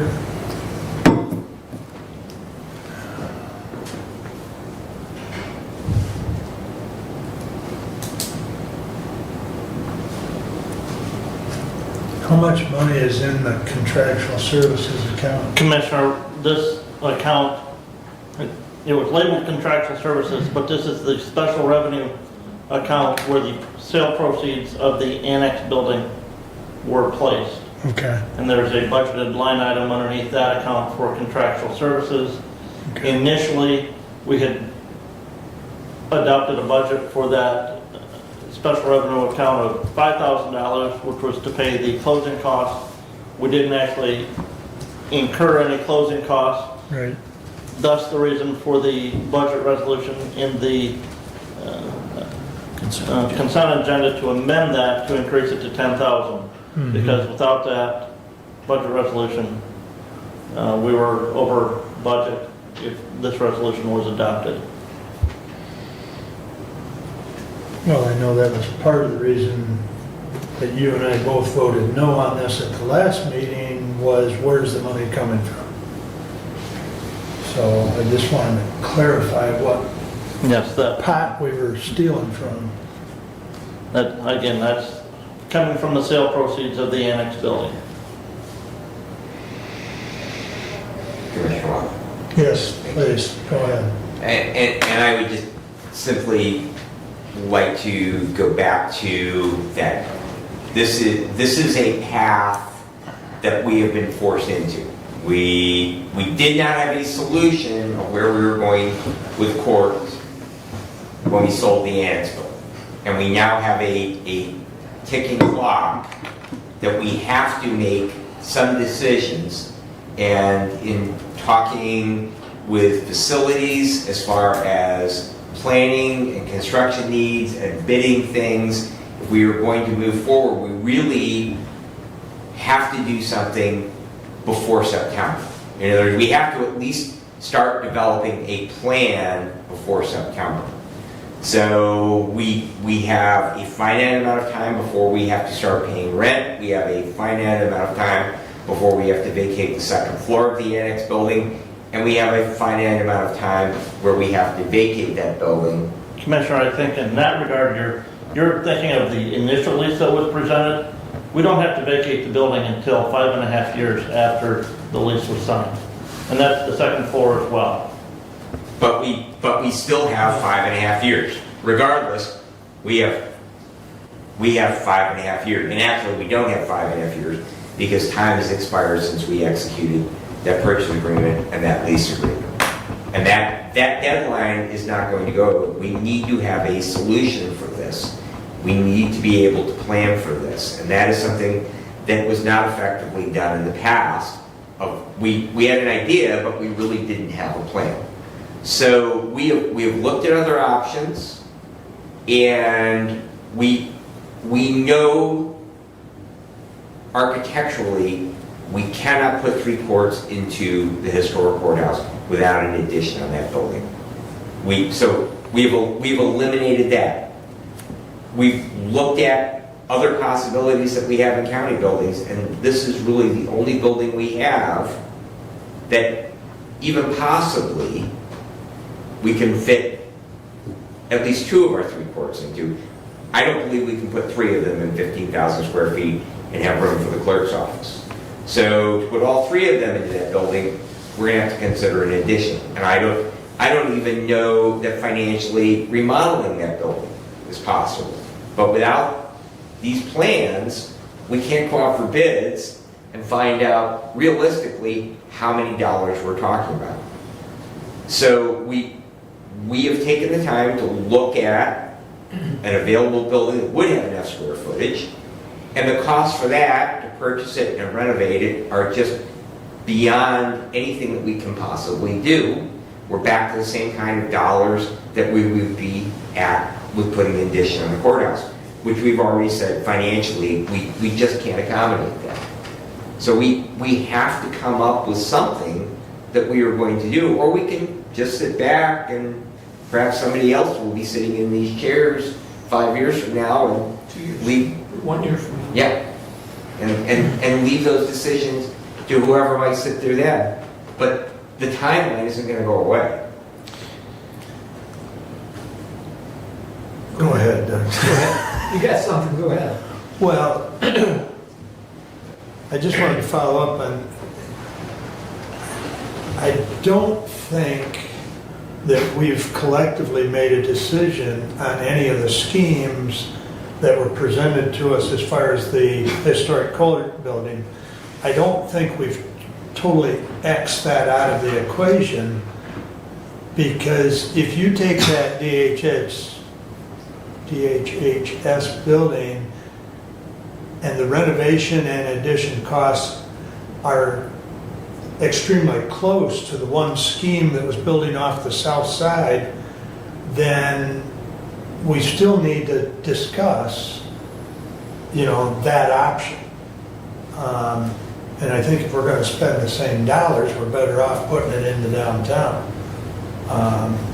Just my thought. So as Chairman has said, we haven't really got totally down that path because we don't know the numbers for the renovation. Once we do know those numbers, then we can make that decision. What we're doing is narrowing the choices, which we do need to do because, as Commissioner Benzine said, this clock is ticking. So part of the process of getting to the numbers is doing the floor plan. Now, I was charged at the last meeting to provide the contract, which I did. I was charged as well to provide an account number, which through the help and assistance of I think our budget chair, as well as the finance director, we came up with the correct account number, which is the annex sale dollars. Beyond that, I've also spoken with Nathan Hall about options to consider. He's ready and willing to spend the time to provide us with those floor plans. I've also spoken with Head Judge Lisney and expressed with her the concerns that we have, as well as some of the solutions that we're starting to see. So this resolution is in order and timely in order to facilitate what needs to happen in terms of moving forward, and so that we can be making educated decisions rather than seat of the pants decisions. And so I provide this resolution for commissioners.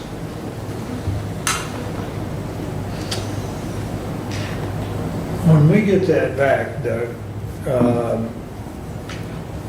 does Mr. Hall, and I can't remember, I know he's done some other stuff for it, but I can't, so we'll get the floor plan, and do we get a rough number on Yes. what it's going to cost us to make that? Yes. Okay. It'll be similar to what we've got, and once we get these floor plans, we can lay them all out on the table and see what one can be done feasibly and responsibly and with fiduciary, concern that we all have. We need to make good decisions. We do need to start making decisions. The timeline of construction, renovation, supply concerns, pricing concerns, the longer we wait, the more difficult the problem, we need to start taking action. I don't know another option that's better. If Commissioner Lanier does, that's feasible, I'd be welcome to hear. But I have not heard that other solution that's better than trying to move forward with these floor plans. So, Further discussion?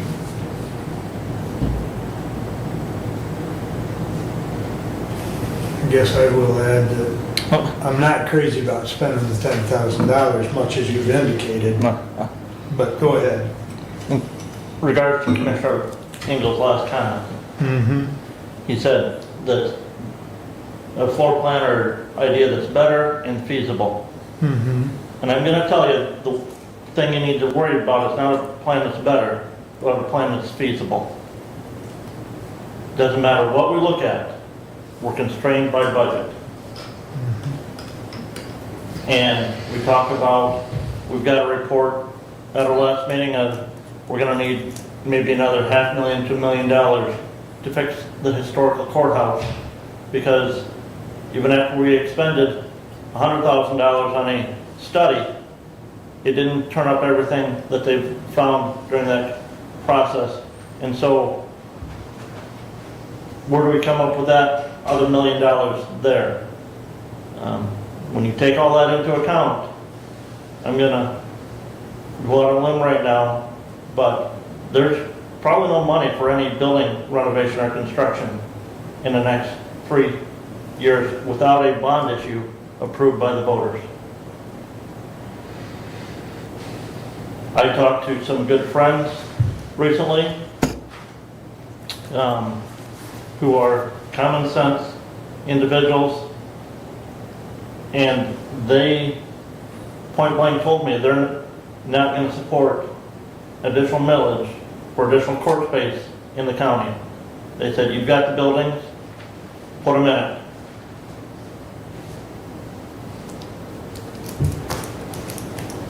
And if need be, slim down on employees.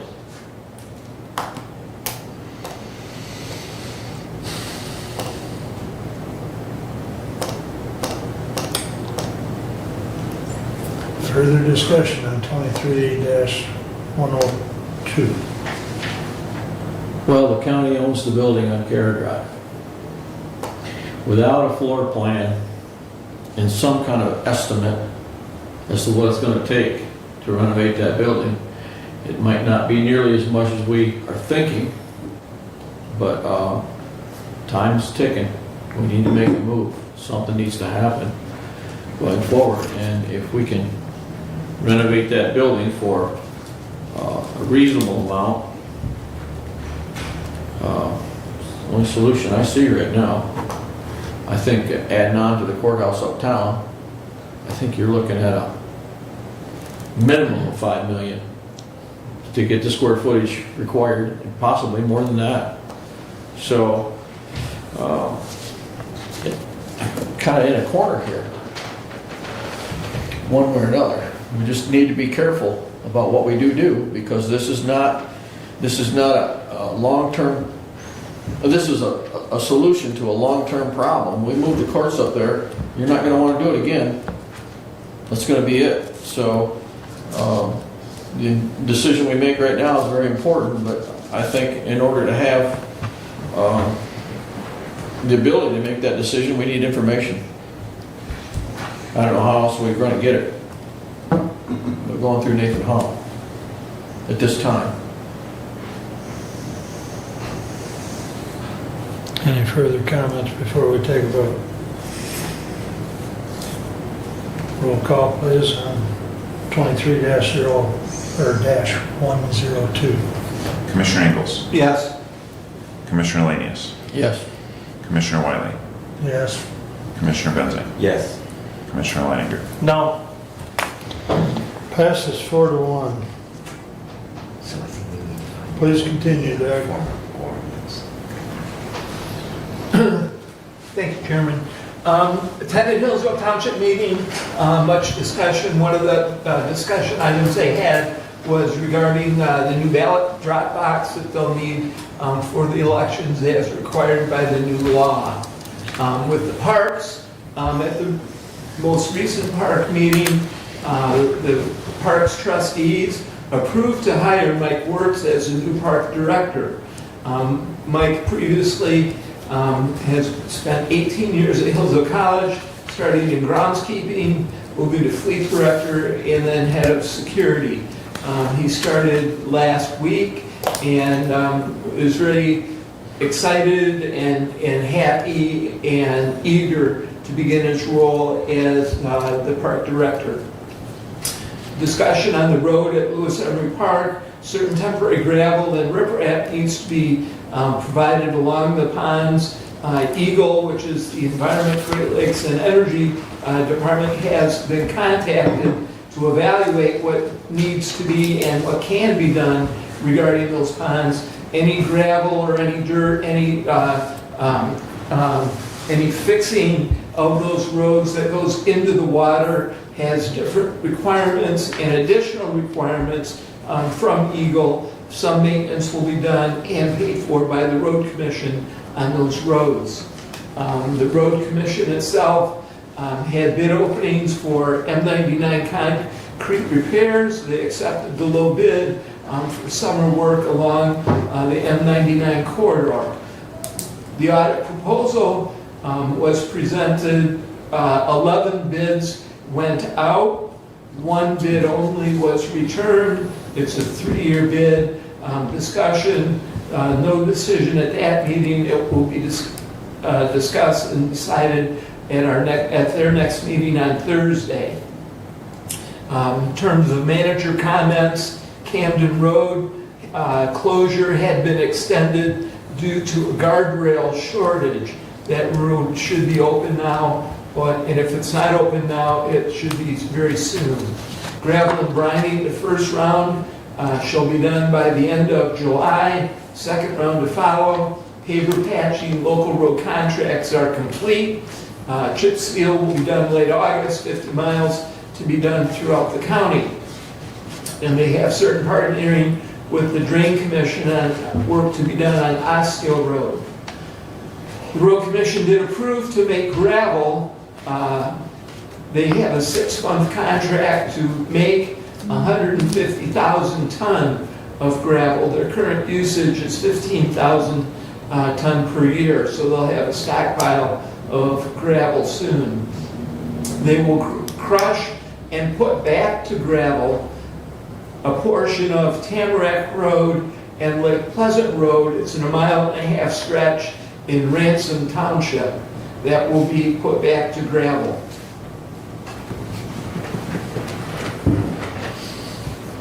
It's pretty much gravel right now. Well, they're going to make it, Yeah. improved. The county office building water line repair did happen yesterday. There was concern about turning the water off. The existing water lines are copper and did not need to be replaced. The water was not turned off in the building. The old and unused line has been removed.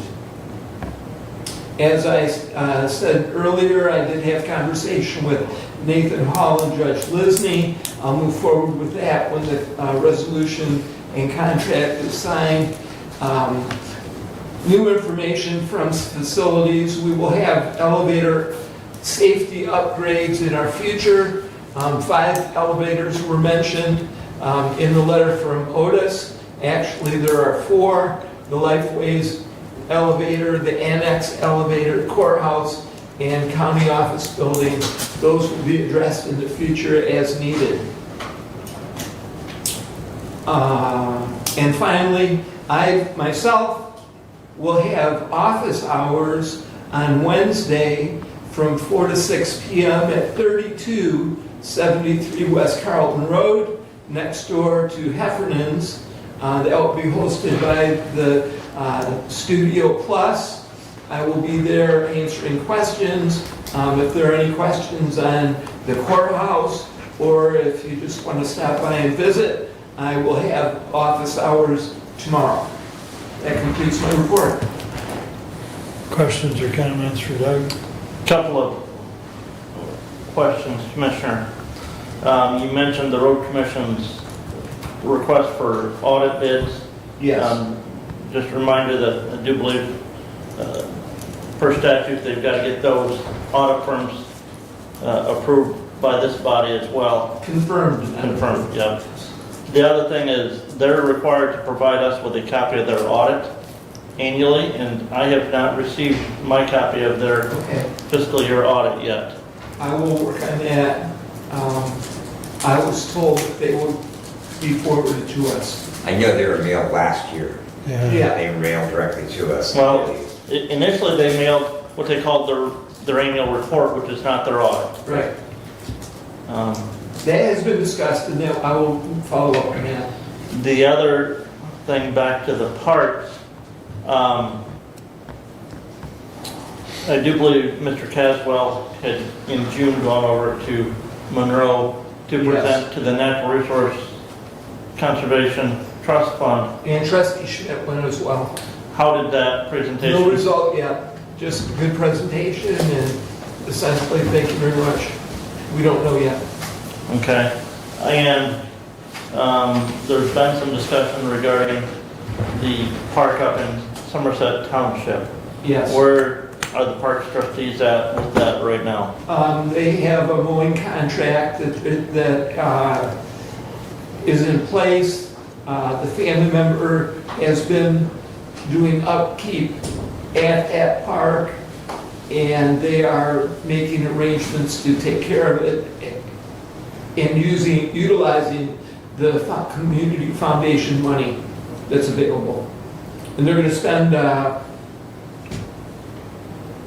money required to do the mowing. So it is being taken care of.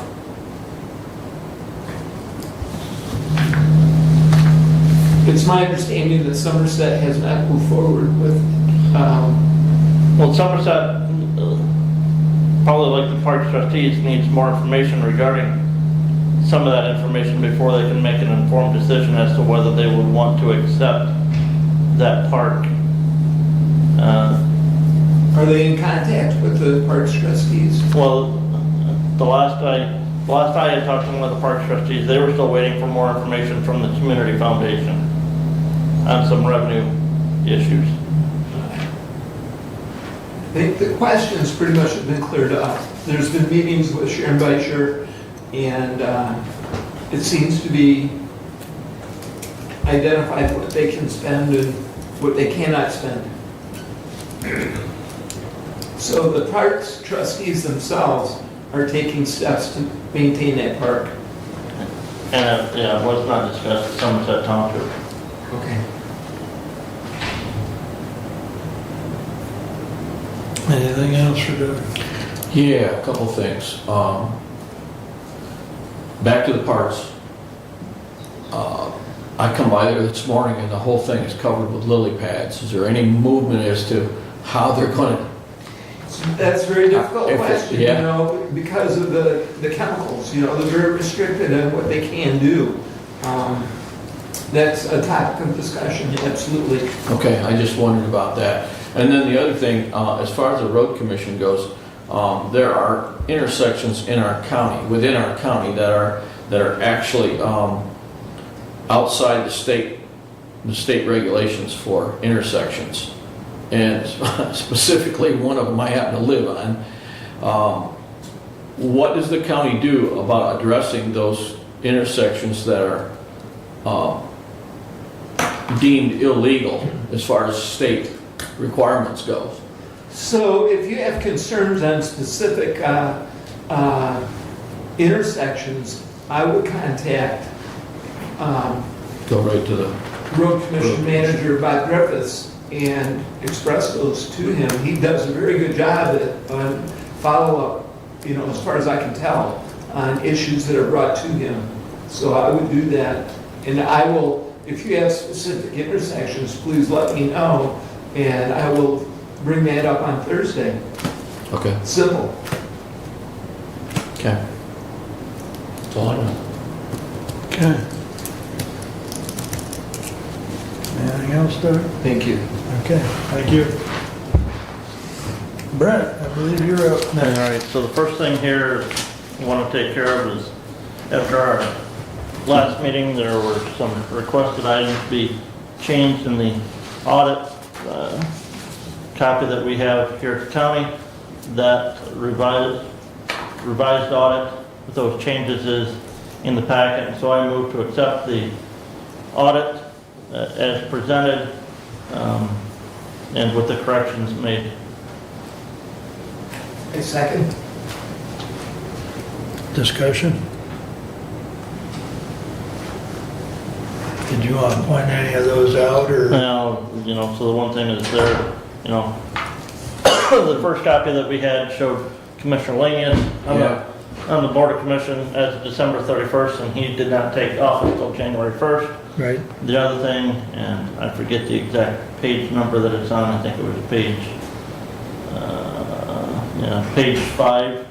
There was a table there, the total table had said 21 and 2020, and so that was corrected to 22, 23, or 22, 21. Correct. And then there was another table further there in the back that didn't match the audit numbers in the front of the page, one of the reports. That was corrected.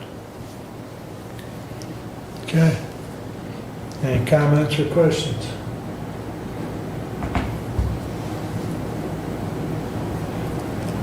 We will take a roll call as far as your motion to put it on file, and we'll Yep. follow it with a resolution, please. That will be in consent, so go ahead. Ma'am. Commissioner Lanius, Yes. Commissioner Wiley, Yes. Commissioner Benzing, Yes. Commissioner Leininger, Yes. Commissioner Ingles. Yes. Passes 5-0, thank you. Okay. Go ahead. We have,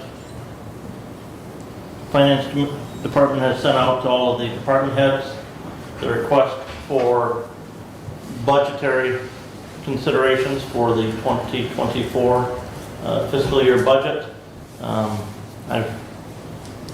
Forgive me, I forget the date that budget request was due back, but it's in early August.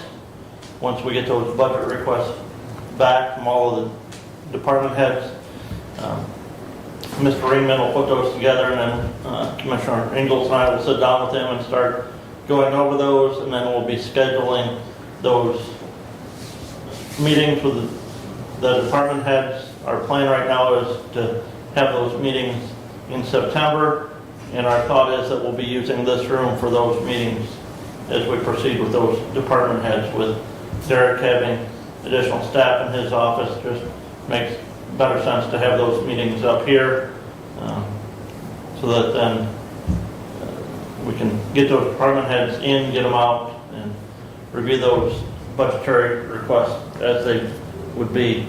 And just make sure you check with IT to make sure this room hasn't been scheduled Yeah, for anything. I'm sure Derek will take care of that. Okay. So,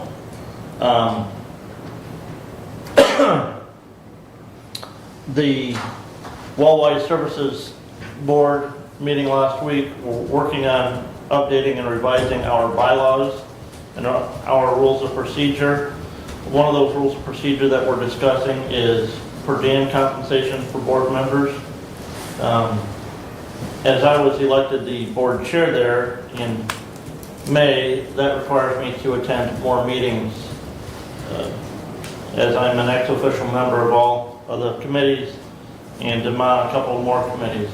And my concern at the time that I accepted to take that position was that the financial burden back directly to the county by me being paid per diem from the county for attending those other meetings. And so the Wellwise currently has a policy that county commissioners are not paid per diem and mileage from them because they are reimbursed from the county. We're going to change that to say that Wellwise will pay per diems and mileage so long as we're not reimbursed by the county. So we may need to take action just to update our rules of procedure to reflect that if much like Lifeways, now that's a statutorily required item, that Lifeways pays all board members, if memory serves me correct, Commissioner. Yes, and there's something in the language of that, though, that they take there's a computation between the two counties, Yeah. and Well- that's how they come up with the per diem, though. Wellwise has a set figure per diem for board members and uses the federal mileage rate, but that won't be a direct cost to the county. The taxpayers are still paying it because Wellwise is funded from federal and state grants, but it's not a direct cost in our county budget. And we're looking at making that change in October, the beginning of our fiscal year there. The new building is working out great. Staff is really liking it, and we're working at getting everybody back into the office and getting all those perks worked out that you get when you move into a new building. The health department meeting is on Thursday. One of the things that will be on our agenda there is, much like Commissioner Engel said, the elevator issue in the other county buildings. We've got a quote from Schindler. No? Ours isn't Schindler. Ours is Otis. I have that. Okay, maybe ours is Schindler out there because they're the firm that maintains Schindler Elevator Yeah. Corporation. that elevator to take care of bringing that up to current state code. And that's an expense that the health department has to absorb as part of the lease agreement there. The last thing, and I think Ms. Leininger is still here, I did receive an email last week, found it in my junk folder, that the Conservation District is hosting a electronics disposal day. And I forget the details on that, but On Thursday this week, 9 to 6 at the district. on Thursday of this week, 9 to 6 at the Conservation District office out on Old Street in Jonesville. I believe there's a cost associated with that as well, Yeah. to cover the cost of those electronic disposals, so. Something for the community to look at if they've got some items that they need to dispose of. And that is my report. Okay.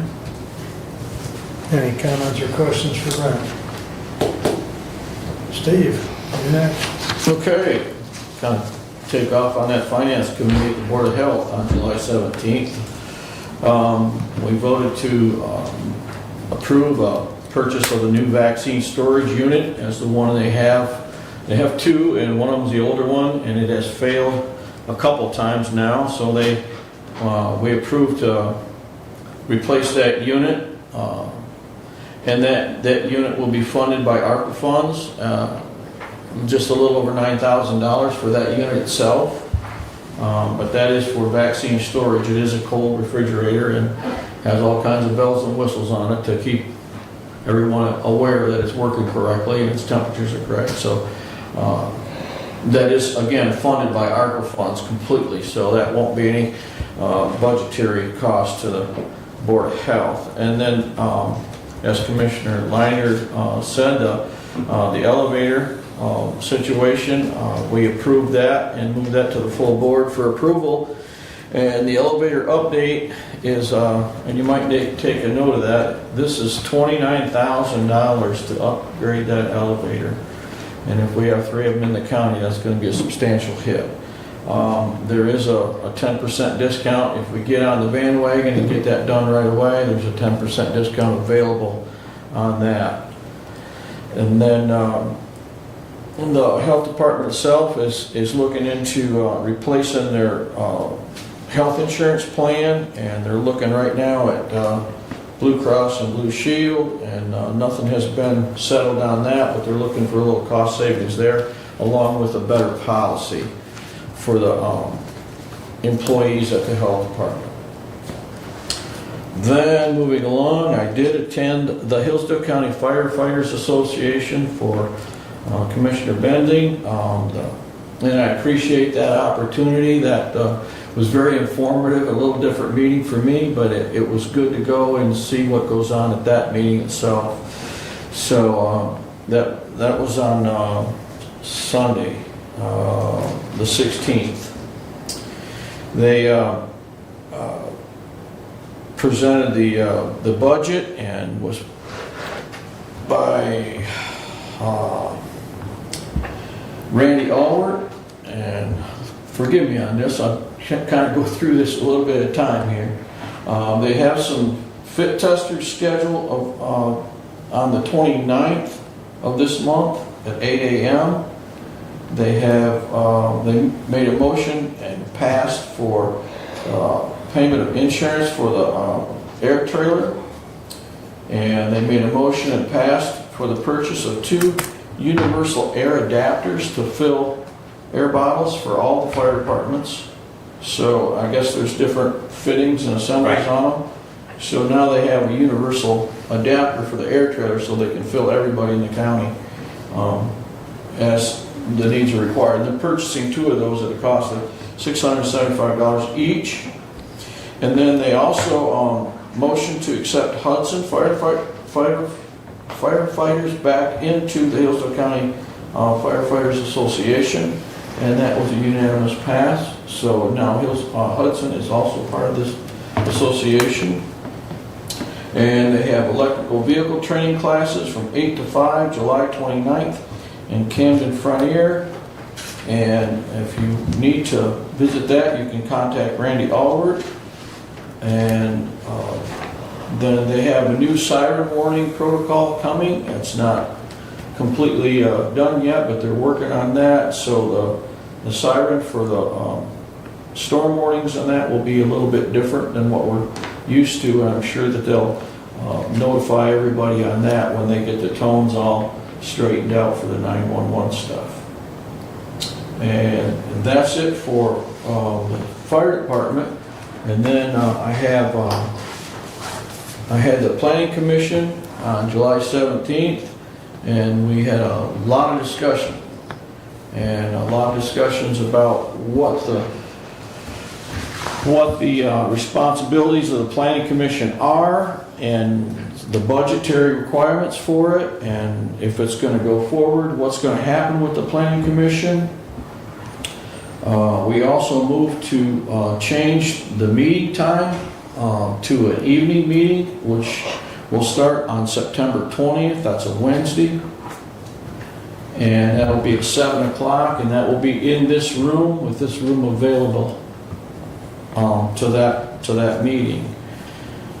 So the planning commission is moving forward, and it looks like to me we're going to make some changes to it, and looking at the history and the budgetary history of the planning commission, I can understand now why they haven't made too many moves in the right direction, and we're going to see if we can't rectify some of that. So I'm looking forward to working on the planning commission and to establish a little more responsibility to that committee. So that's my report. Questions, or go ahead, Brett?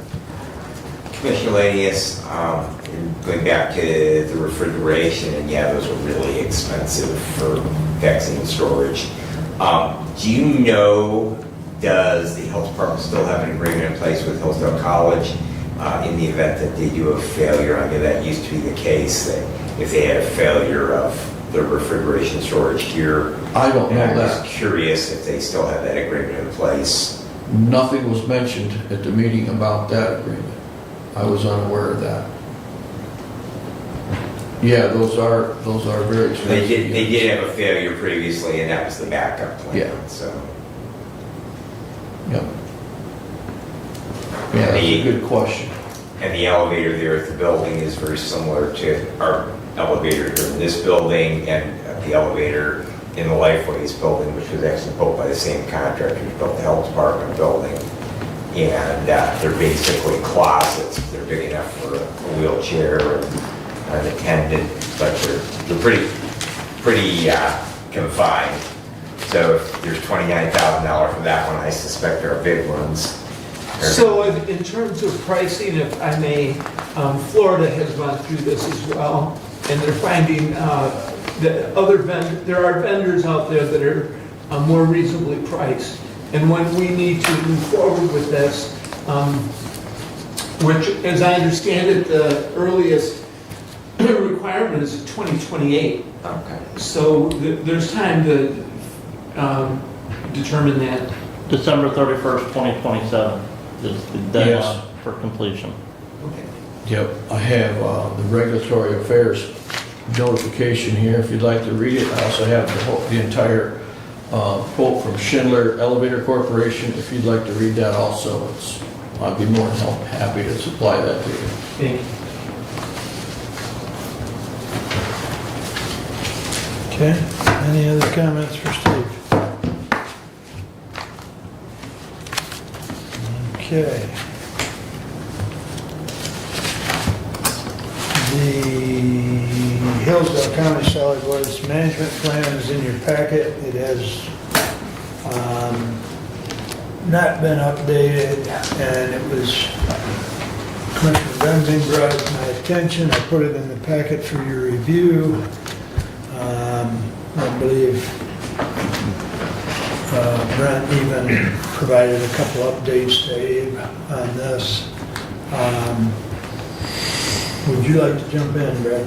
Well, it was brought to my attention by Jim Lockwood at Jefferson Township, and Jim has actually joined us. I did call him last week and let him know that after our agenda came out, that we did have that as an agenda item. So, Jim, you are definitely the subject matter expert in the room, and I would defer to you and your expertise of how we initially got to our plan and what the need is beyond the requirement, because I know we've discussed, and I know you've discussed with Commissioner Leininger as well, that we do need to update that plan because we have an issue with where we can actually send our waste out of Hillsdale County. So if you could maybe come up to the podium and fill in the board. Thank you. Lean against this. I was to this board in 2015, and we talked about updating the solid waste plan at that time. By the way, it's interesting that now we talk about material management. It's no more solid waste. So landfill is a material storage facility, not a landfill. So anyway, it involves recyclables, construction and demolition, and municipal solid waste. It all needs to be handled, and we need a plan for it. And one of the reasons is we're running out of landfill space, and we are presently using the landfill, McGill Road landfill, owned by Waste Management in Jackson. Had not the new owners of Modern Waste decided to take their waste somewhere else, that would be full. So we've got maybe another year. We've got months, and then we'll have to find another place. Our options are to Williams County, Ohio, or Turkeyville, north of Marshall, both owned by Republic Services. So we probably would go to Ohio. That's the closer one. There's some issues with that. We're operating with municipal plates, so we'll need to go to commercial plates to haul out of state. So there's some expense issues there. But all of this needs to be, in my opinion, the commissioners need to take a look at a plan to handle this material. We're looking at an increase in material all the time. We were totally overwhelmed when Hillsdale closed to upgrade theirs to handle the counties. We even had Hillsdale College dumping their municipal waste in our construction and demolition container to take care of them for a few months. So we were able to handle it. It was good for us to do, and but it just demonstrated that either one of us close, the county's in a big problem because there's so much waste being moved. We're looking at probably a 200% increase in construction and demolition waste over the next 10 or 20 years. It's going to have to be handled because it no longer can be buried in the backyard like we used to. We tear down the barn, we burned it, we buried it. Well, under the new laws in Michigan, we can no longer do that. So we need to do some serious planning. The solid waste plan needs to be brought up to date. A landfill needs to be involved in that. The previous plan was rejected the first time by the state because it didn't have a backup plan of a landfill. So that needs to be included. So that's pretty much bringing you up to speed on where we're at. But we do need to plan, we do need a landfill. The other thing is Jefferson Township does have the space to put in a state-of-the-art transfer station. It would be designed to handle construction demolition on one side, municipal solid waste on the other, all under an enclosed 150 by 300 foot building. But should the taxpayers of Jefferson Township be the one that do that? And it should be, at some point it should be the county, not the taxpayers of Jefferson. And I don't know how much longer they're going to let us operate as a for the township. As a matter of fact, the actual use by the residents of Jefferson Township has dwindled as the outside customers have increased. Any questions? Jim, what action do we need to take? Because it looks like from what you shared with me that Eagle is going to be requesting sometime in September. We're going to have a relatively short window. So what exactly, from your understanding, is our obligation that we will need to provide to them, and what steps do we need to put in place to move forward? A plan of how we're going to handle recyclables, solid waste, and construction demolition. They're going to, the whole gamut needs to be a plan. So do we need to reconvene a body similar to what went into writing that solid waste management plan back in 2001, when it was, or probably prior to that, or probably was right around the turn of the millennium? Do we need to reconvene that, and is there a statutory requirement of who makes that up, or is that our decision of who makes it up? I really can't answer all those questions. That's going to have to come from Eagle, you know, and what the county's able or wants to do. Who wrote that original plan? The planning commission. The planning commission. It was a solid waste plan. Yeah, but it was done by this planning commission I think you were talking about. And I, as far as I'm concerned, and from what I see, that is the responsibility of the planning commission. I mean, that's one of the things they should be taking care of, and then presenting that plan to this board. The challenge with that is meeting, you know, every 2 or 3 months. Well, That's going to be addressed at the next meeting. Commissioner, the solid waste plan, or the material management plan is statutorily designed. The membership on that is entirely different than the planning commission.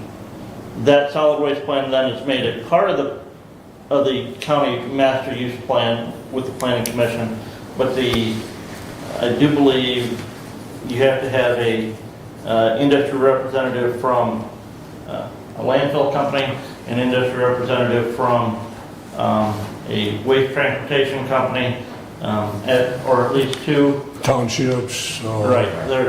So the membership makeup on that. That would be the planning commission's responsibility to bring those people into that board to create that resolution. Or I believe that was what happened the last time, yes. yeah, the planning commission brought those people in to assist generating the original plan. Is that correct? I believe so. Well, but see, this was done in '98, and we didn't have a planning commission until, what, 2000, 2001? Was this plan written in 2015? No, it's old. Yeah, it was written like in 98 or 99 and adopted. May of 2000. Right, so this was done long before planning commission. Right. So, and that's what I'm trying to gain, Jim, is what exactly we need to have, because I think that this is going to be a task force or a body that we are going to have to establish by resolution, and we need as much help because, you know, again, you deal with this on a relatively day-to-day basis. I mean, you are the driving force behind the Jefferson Township, which incidentally is the nicest waste transfer station in Hillsdale County, the cleanest facility around, right? Well, Doesn't say dump on the side. there's a few of them, so. Yeah, but no, it is a very nice facility. But I think that you are probably best versed in the room to help us with what parameters we need and to reestablish that committee and move forward with rewriting this plan, because I think again we're going to find ourselves with a time frame, and if we don't get ahead of it, we're going to be struggling to meet deadlines that the state puts on us. So it sounds like Jim and Brad are going to put together this list that was previously done, you know, in terms of the Solid Waste Planning Committee. Well, you can task me with that, but Mr. Walker would have to agree to that. I would strongly recommend him, but he would have to agree to that. I didn't catch it all, I guess. Would you be willing to work with me as representative of the Board of Commissioners to establish who the group would be, who the players would be? Certainly would help you with that, yeah. So, thank you. Thank you. And then we could come back to the Board of Commissioners with a recommendation, and Again, this is state required, right? It is required, yes. and that would be if this body tasked us with that job, because I'm willing to do that. Would you But like that by consensus or by motion? I think it's by consensus. you can hear that train whistle. So, yeah, Jim, if you can help Brad with that and find out who needs to be on that committee and kind of help steer that in the right direction, we'll get it going. I'd help you. Okay. Thank you. Thanks for coming, Thank you. Jim. All right, All right, we will have a recommendation. reach out to Eagle or Mac or both. Yeah. Thank you, Commissioner. Okay, thank you. All right, the next item that I wanted to bring to your attention, which I'm sure you've all looked at, I hope, is a letter from the clerk's office that reference early voting. And some of you may have gotten emails yesterday from your local clerks supporting the efforts of the clerk's office to try and streamline the early voting and create a central point.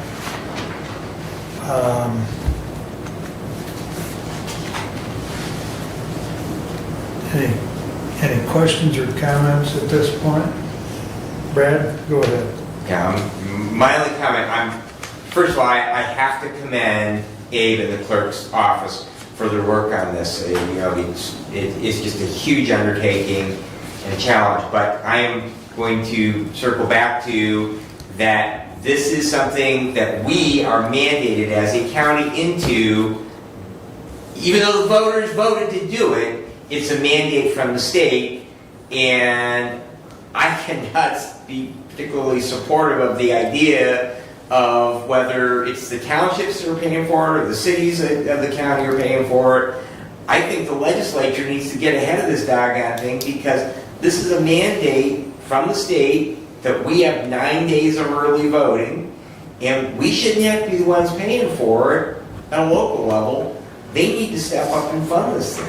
And I know there's legislation that they're going to help us, and we know how the legislature helps us with those things. like we heard about with our defined benefit, they'll just change the rules, because we have the wrong zip code, that we're going to come up on the short end of the stick. And I really want to see the legislature address this thing, of how the heck they're going to pay for this thing.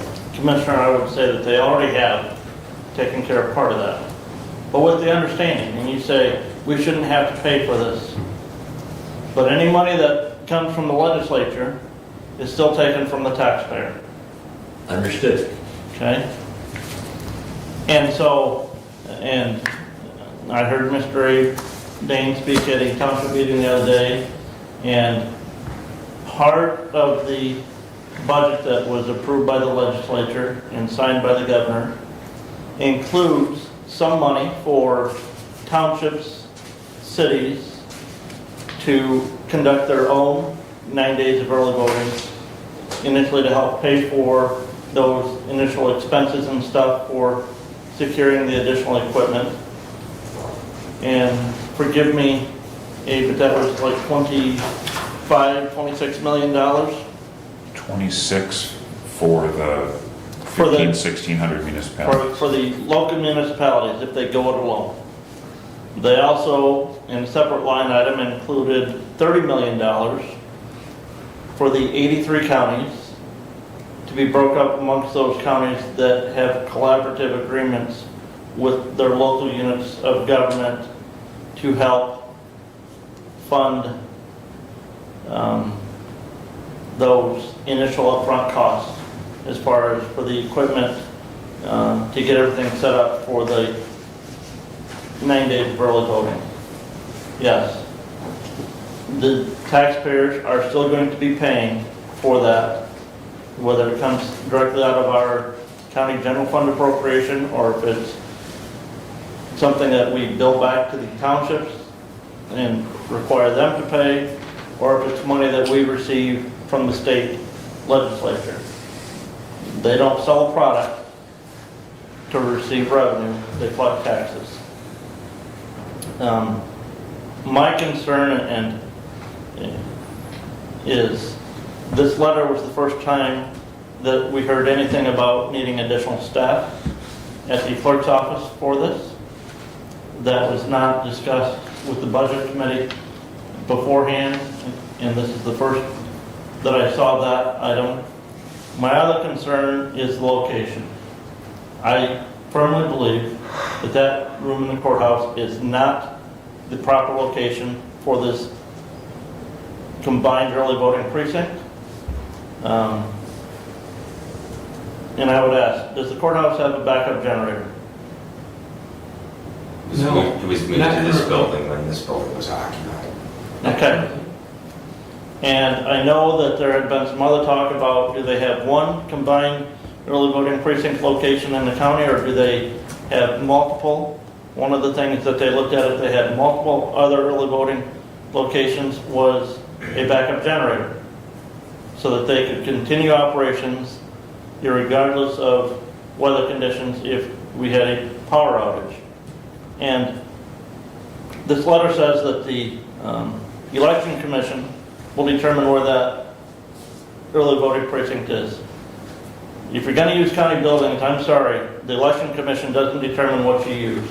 That's the responsibility of this body to designate space for different departments within the county. I like the idea of the early voting combined precinct. I don't like the idea of early voting at all. As far as I'm concerned, there's one day you should vote, and that's the date specified In the Constitution. in the, well, but primaries and stuff are not specified in the Constitution, Commissioner. But get out, go to the poll and vote. We've had absentee voter opportunities for many years. I don't remember even during my college years if I had to exercise that or if I was able to be home and vote on election day. But to put it bluntly, one of my township supervisors, who I figured would be adamant against this, says we have to go with combined voting precinct, there's no way we can afford to do it alone. It's a no-brainer. I think that part is a no-brainer. My concern is the location, the added employee. And Mr. Dane knows this, because if there's going to be an expense that's reimbursed, it's not going to be reimbursed by the state or the local unit probably until next fiscal year. And so I would like to defer the cost as possible on our side until the next fiscal year, so that it's not a hit on our general fund budget this year.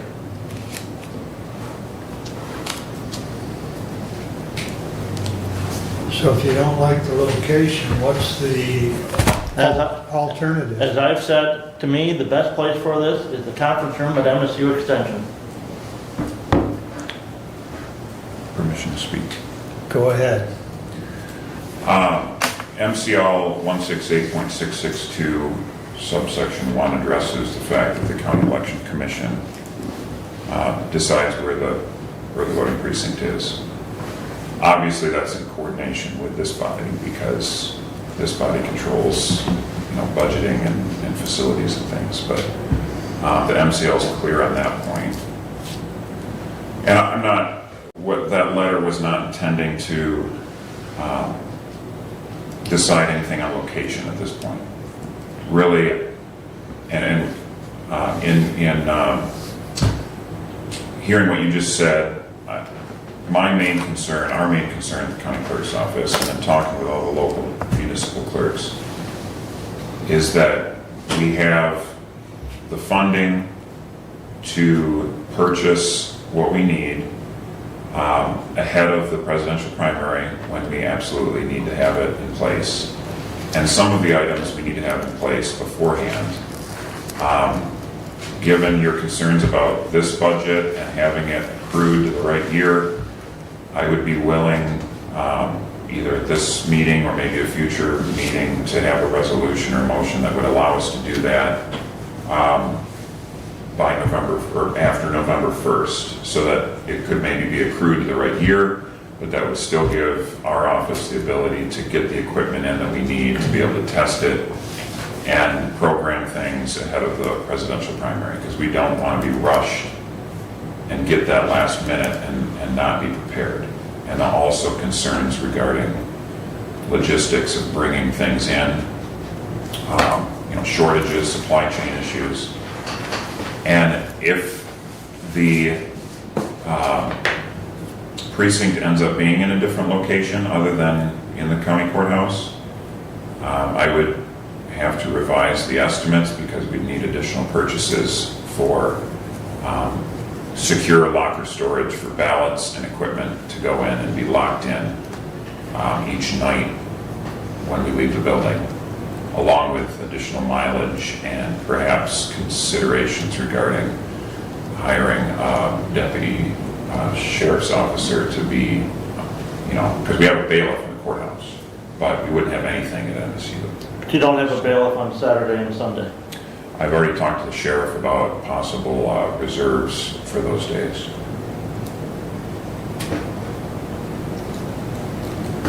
And as far as my request for an additional staff member, that is being presented to the budget committee through the budgetary process for this next fiscal year. And I don't expect, coming into this meeting, I wasn't expecting a favorable outcome on that, to be honest, but I want to make it known to this body that the county clerk's staff is taxed as it is, and adding, whether the county does it in an agreement with the municipalities and runs this precinct or not, we still are taxed with more responsibility for early voting, because we're a part of this team of clerks in this county that operate elections. So it's a burden on us no matter what. And I want to just make sure everyone understands that we are not able to properly have a backup for payroll and other important roles in our office right now. We used to have a staff, including the county clerk, of 8 back in the 2000s, when we had a position solely for payroll. And then that person retired, and then we had a position combined of payroll and accounts payable, and that's the way it's been since then. So I just want to remind all of you of that, and I don't expect action on that right now, but we need to consider if something were to happen with our deputy clerk that does payroll, Marty and I would have to pick up the slack on that, and then if it happened at a time when we have other responsibilities like an election, that would suffer. That would be unfortunate.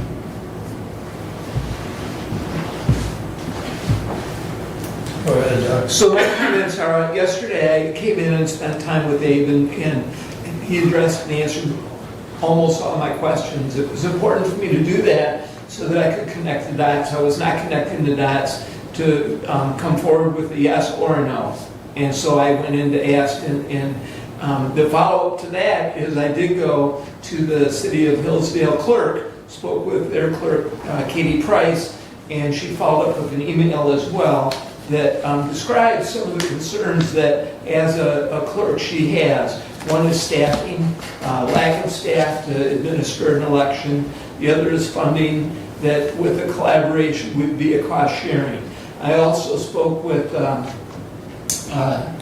Janelle Stewart at Hillsdale Township Clerk, and she expressed the same concerns. She also expressed the willingness of the township and the general feeling of the clerks to do the cost sharing on an equal basis among the townships. She felt that was a very fair and doable program that would save ultimately the taxpayers the funding rather than each township having to go out and go it on their own. So that's the feedback that I got from the two clerks in my district. You know, they're very favorable and they're very encouraging that this is the plan that would be best suited for our county.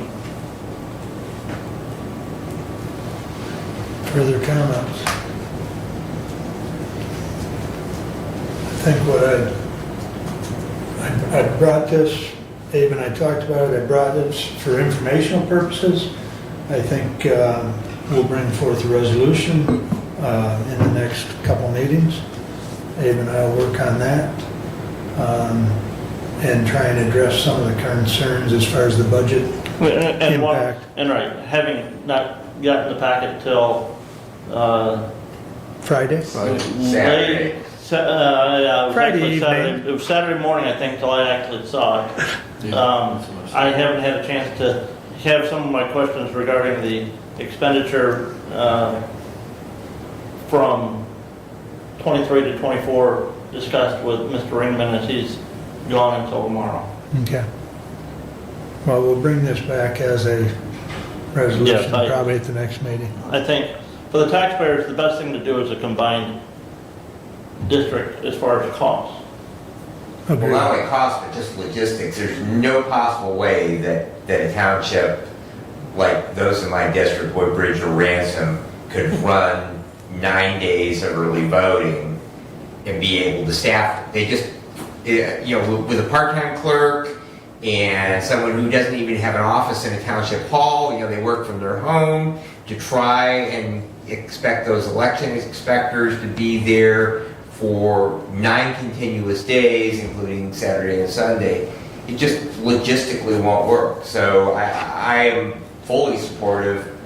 When you add to that the cost savings, you know, I'm fully supportive of the idea of combined precincts. Mhm. My only objection is that we are going to have to pony up money and we're going to have to hire extra staff. And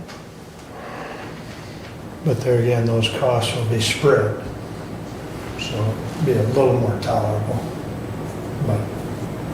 But yes, another unfunded mandate to some extent. Okay, we'll bring that back.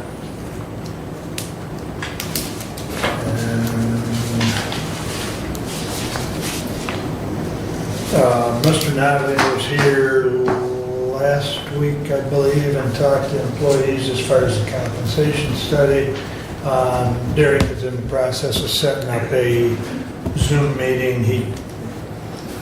Either the budget chair or myself will be, Yeah, we were both unavailable that day with other commitments. So. well, and so was Brad as the vice chair, but he's Mr. Notley's on the road. He is, I guess, back to his office this week, and Derek indicated to me that he would be contacting us as far as trying to get input from the Board of Commissioners' perspective. So, opioid committee met a couple weeks back, and we've got another meeting the 9th of August. We listened to a presentation from the health department.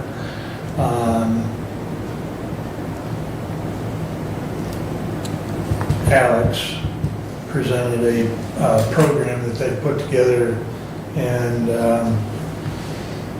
we sent that on up. I didn't print that off or look at it, but Derek sent it up to Amy Dooley, who Mac has put on staff for review, and Amy did reply, but I don't remember all her comments. But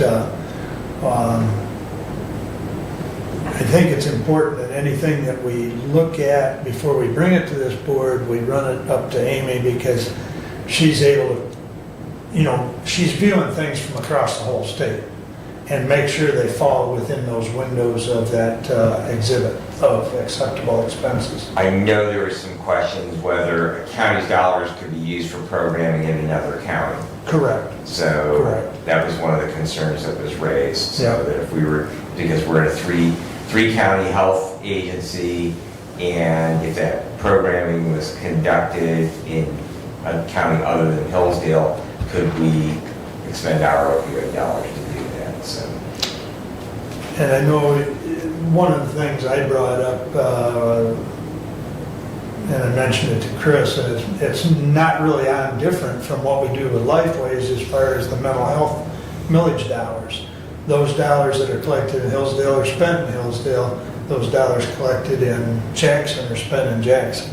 So it may be a situation where the health department's got to really keep track of the dollars, because right now the current request, I believe, is $10,000 from each county for programs throughout the health district. So it may just be an accounting thing, and which they do already. They keep very good track of every quarter hour as far as how their wages are budgeted back to a certain grant or a certain block of money. So it may be the same type of, so. You had a comment, Brent? Just back to that early voting, as I sit here and think, why not this room? For 2024, none of our commissioner meeting dates would conflict with the 9 days of early voting if this room was used.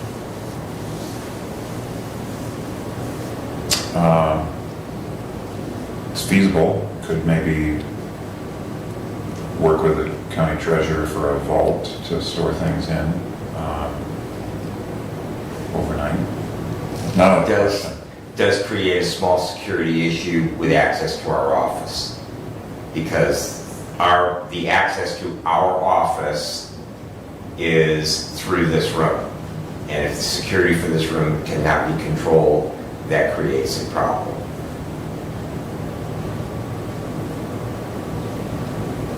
Does this building have a backup op generator? Yes. Yeah, we moved it from the courthouse over here. Right, David?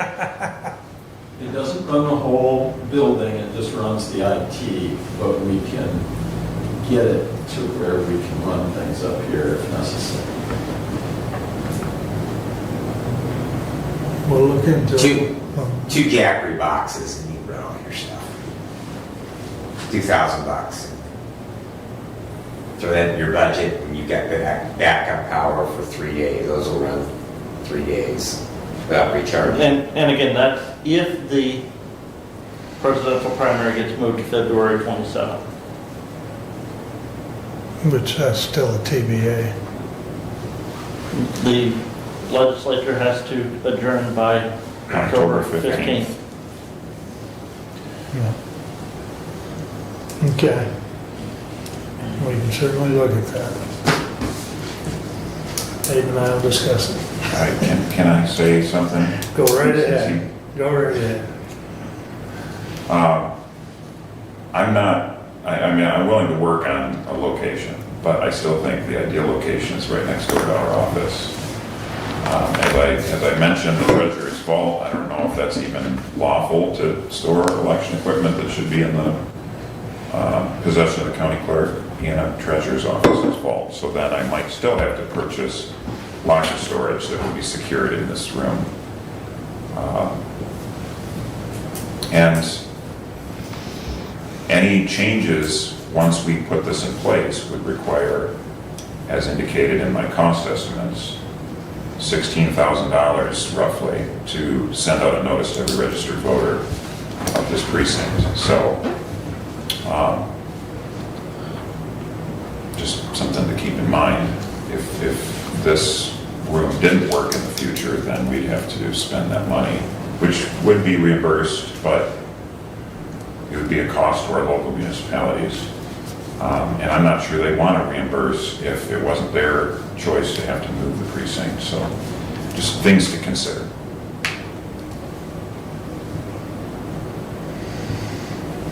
Okay.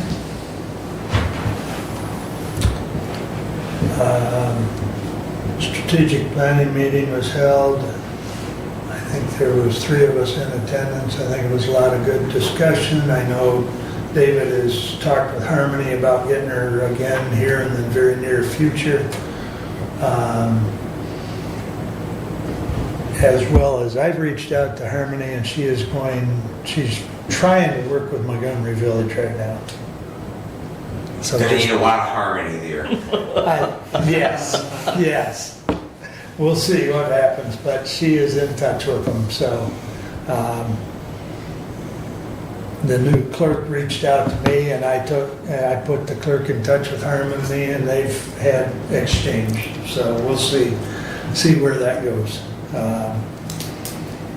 And I have medical care and DHS meeting on Thursday, but currently we have 127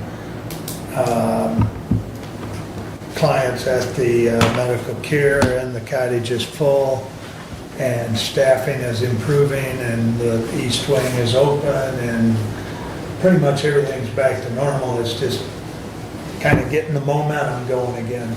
So I was asked probably a week ago if there is rooms available, and yes, there are rooms available. They have a screening process because, you know, there are some individuals they can't really care for. They need to go somewhere else. Much like the hospital can't take care of everybody and they send them somewhere else. But, you know, like anything, you work within your ability. But there are rooms available. So, but that's all I've got for you at this point, unless there's a question or a comment. That brings us up to, I believe, our second public comment. Anyone wish to address the board? David?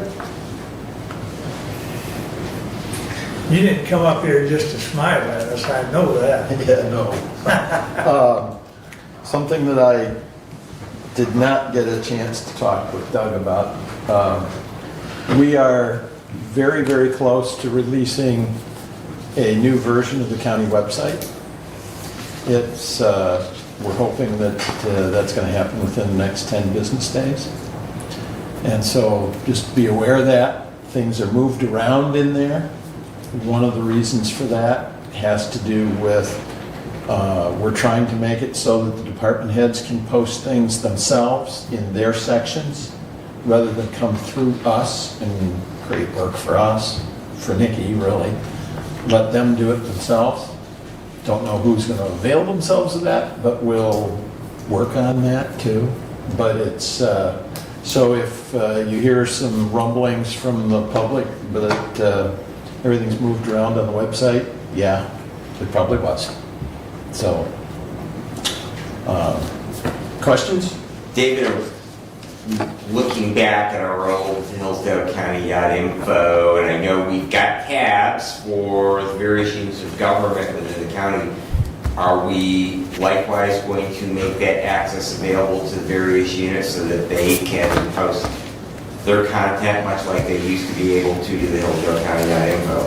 Yes, that's the plan. That's a little longer term. We got to get the launch done first, but they will be able to take care of their own, especially the assessors part of it, where we are basically, for several of the units, housing their public-facing requirement for the assessing. Nick and Nikki have been taking care of that. I've been staying out of it because I don't need to learn that stuff all over again. So, but that's the goal, to ultimately have it so that they can. That would be greatly appreciated. Yeah. Many of the places, many of the townships have got their own websites these days, but the smaller units that are desperate for having something. And since this is housed up in the cloud, they take care of the backup and all that stuff. So not like the info was here on site. Other questions? Well, it's public comment time, so I hate to speak right now, but if we wanted to pre-look at that, just get a hold of Nikki sometime. She can run us through looking at that new website. We can get you a link to probe around on it. Sure. Okay.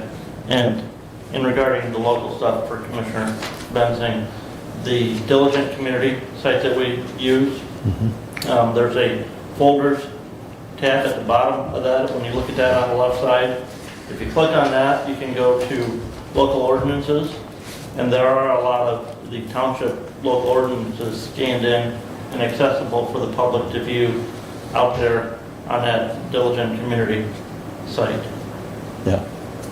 Yeah. There are options. Okay. That's all I got. Very good. Thank you. Yep. Any other public comment? Thank you all for attending. Additional business, Doug? None today. Brad? On a personal note, I will be leaving tomorrow evening to head up to Houghton Lake to the Ram Center, participate in 48 Hunter Safety Academy. That's an opportunity that's afforded to all hunter safety educators in the state of Michigan, at least once in their career, but not in my 15 years being a certified hunter safety instructor, participated in that, so I'm looking forward to that. Commissioner Leininger, I know we have discussed previously the inability for our young people to do field days. I'm hoping to come away with some ideas of how we might do that, because currently, right now, there has been off and on at Red Fox, and then I help over in Branch County where we do conduct a couple of field days a year, but it would certainly be nice to bring that back within the county. And I'm also hoping to begin the steps to become a trapping educator, of which there are very, very few throughout the state of Michigan. That is a multi-step. It's much more intriguing than just being a hunter safety educator. So the first step is to actually become a student, get your student certification, which they offer at the academy. So I'm looking forward to that. Okay, thank you. Brent? And it's National Ice Cream Month. Feel free to participate and partake of some ice cream and support the dairy producers. Love it. Steve? I did Sunday, I will again. All right. We stand adjourned. Thank you all. You know, we need to talk about it.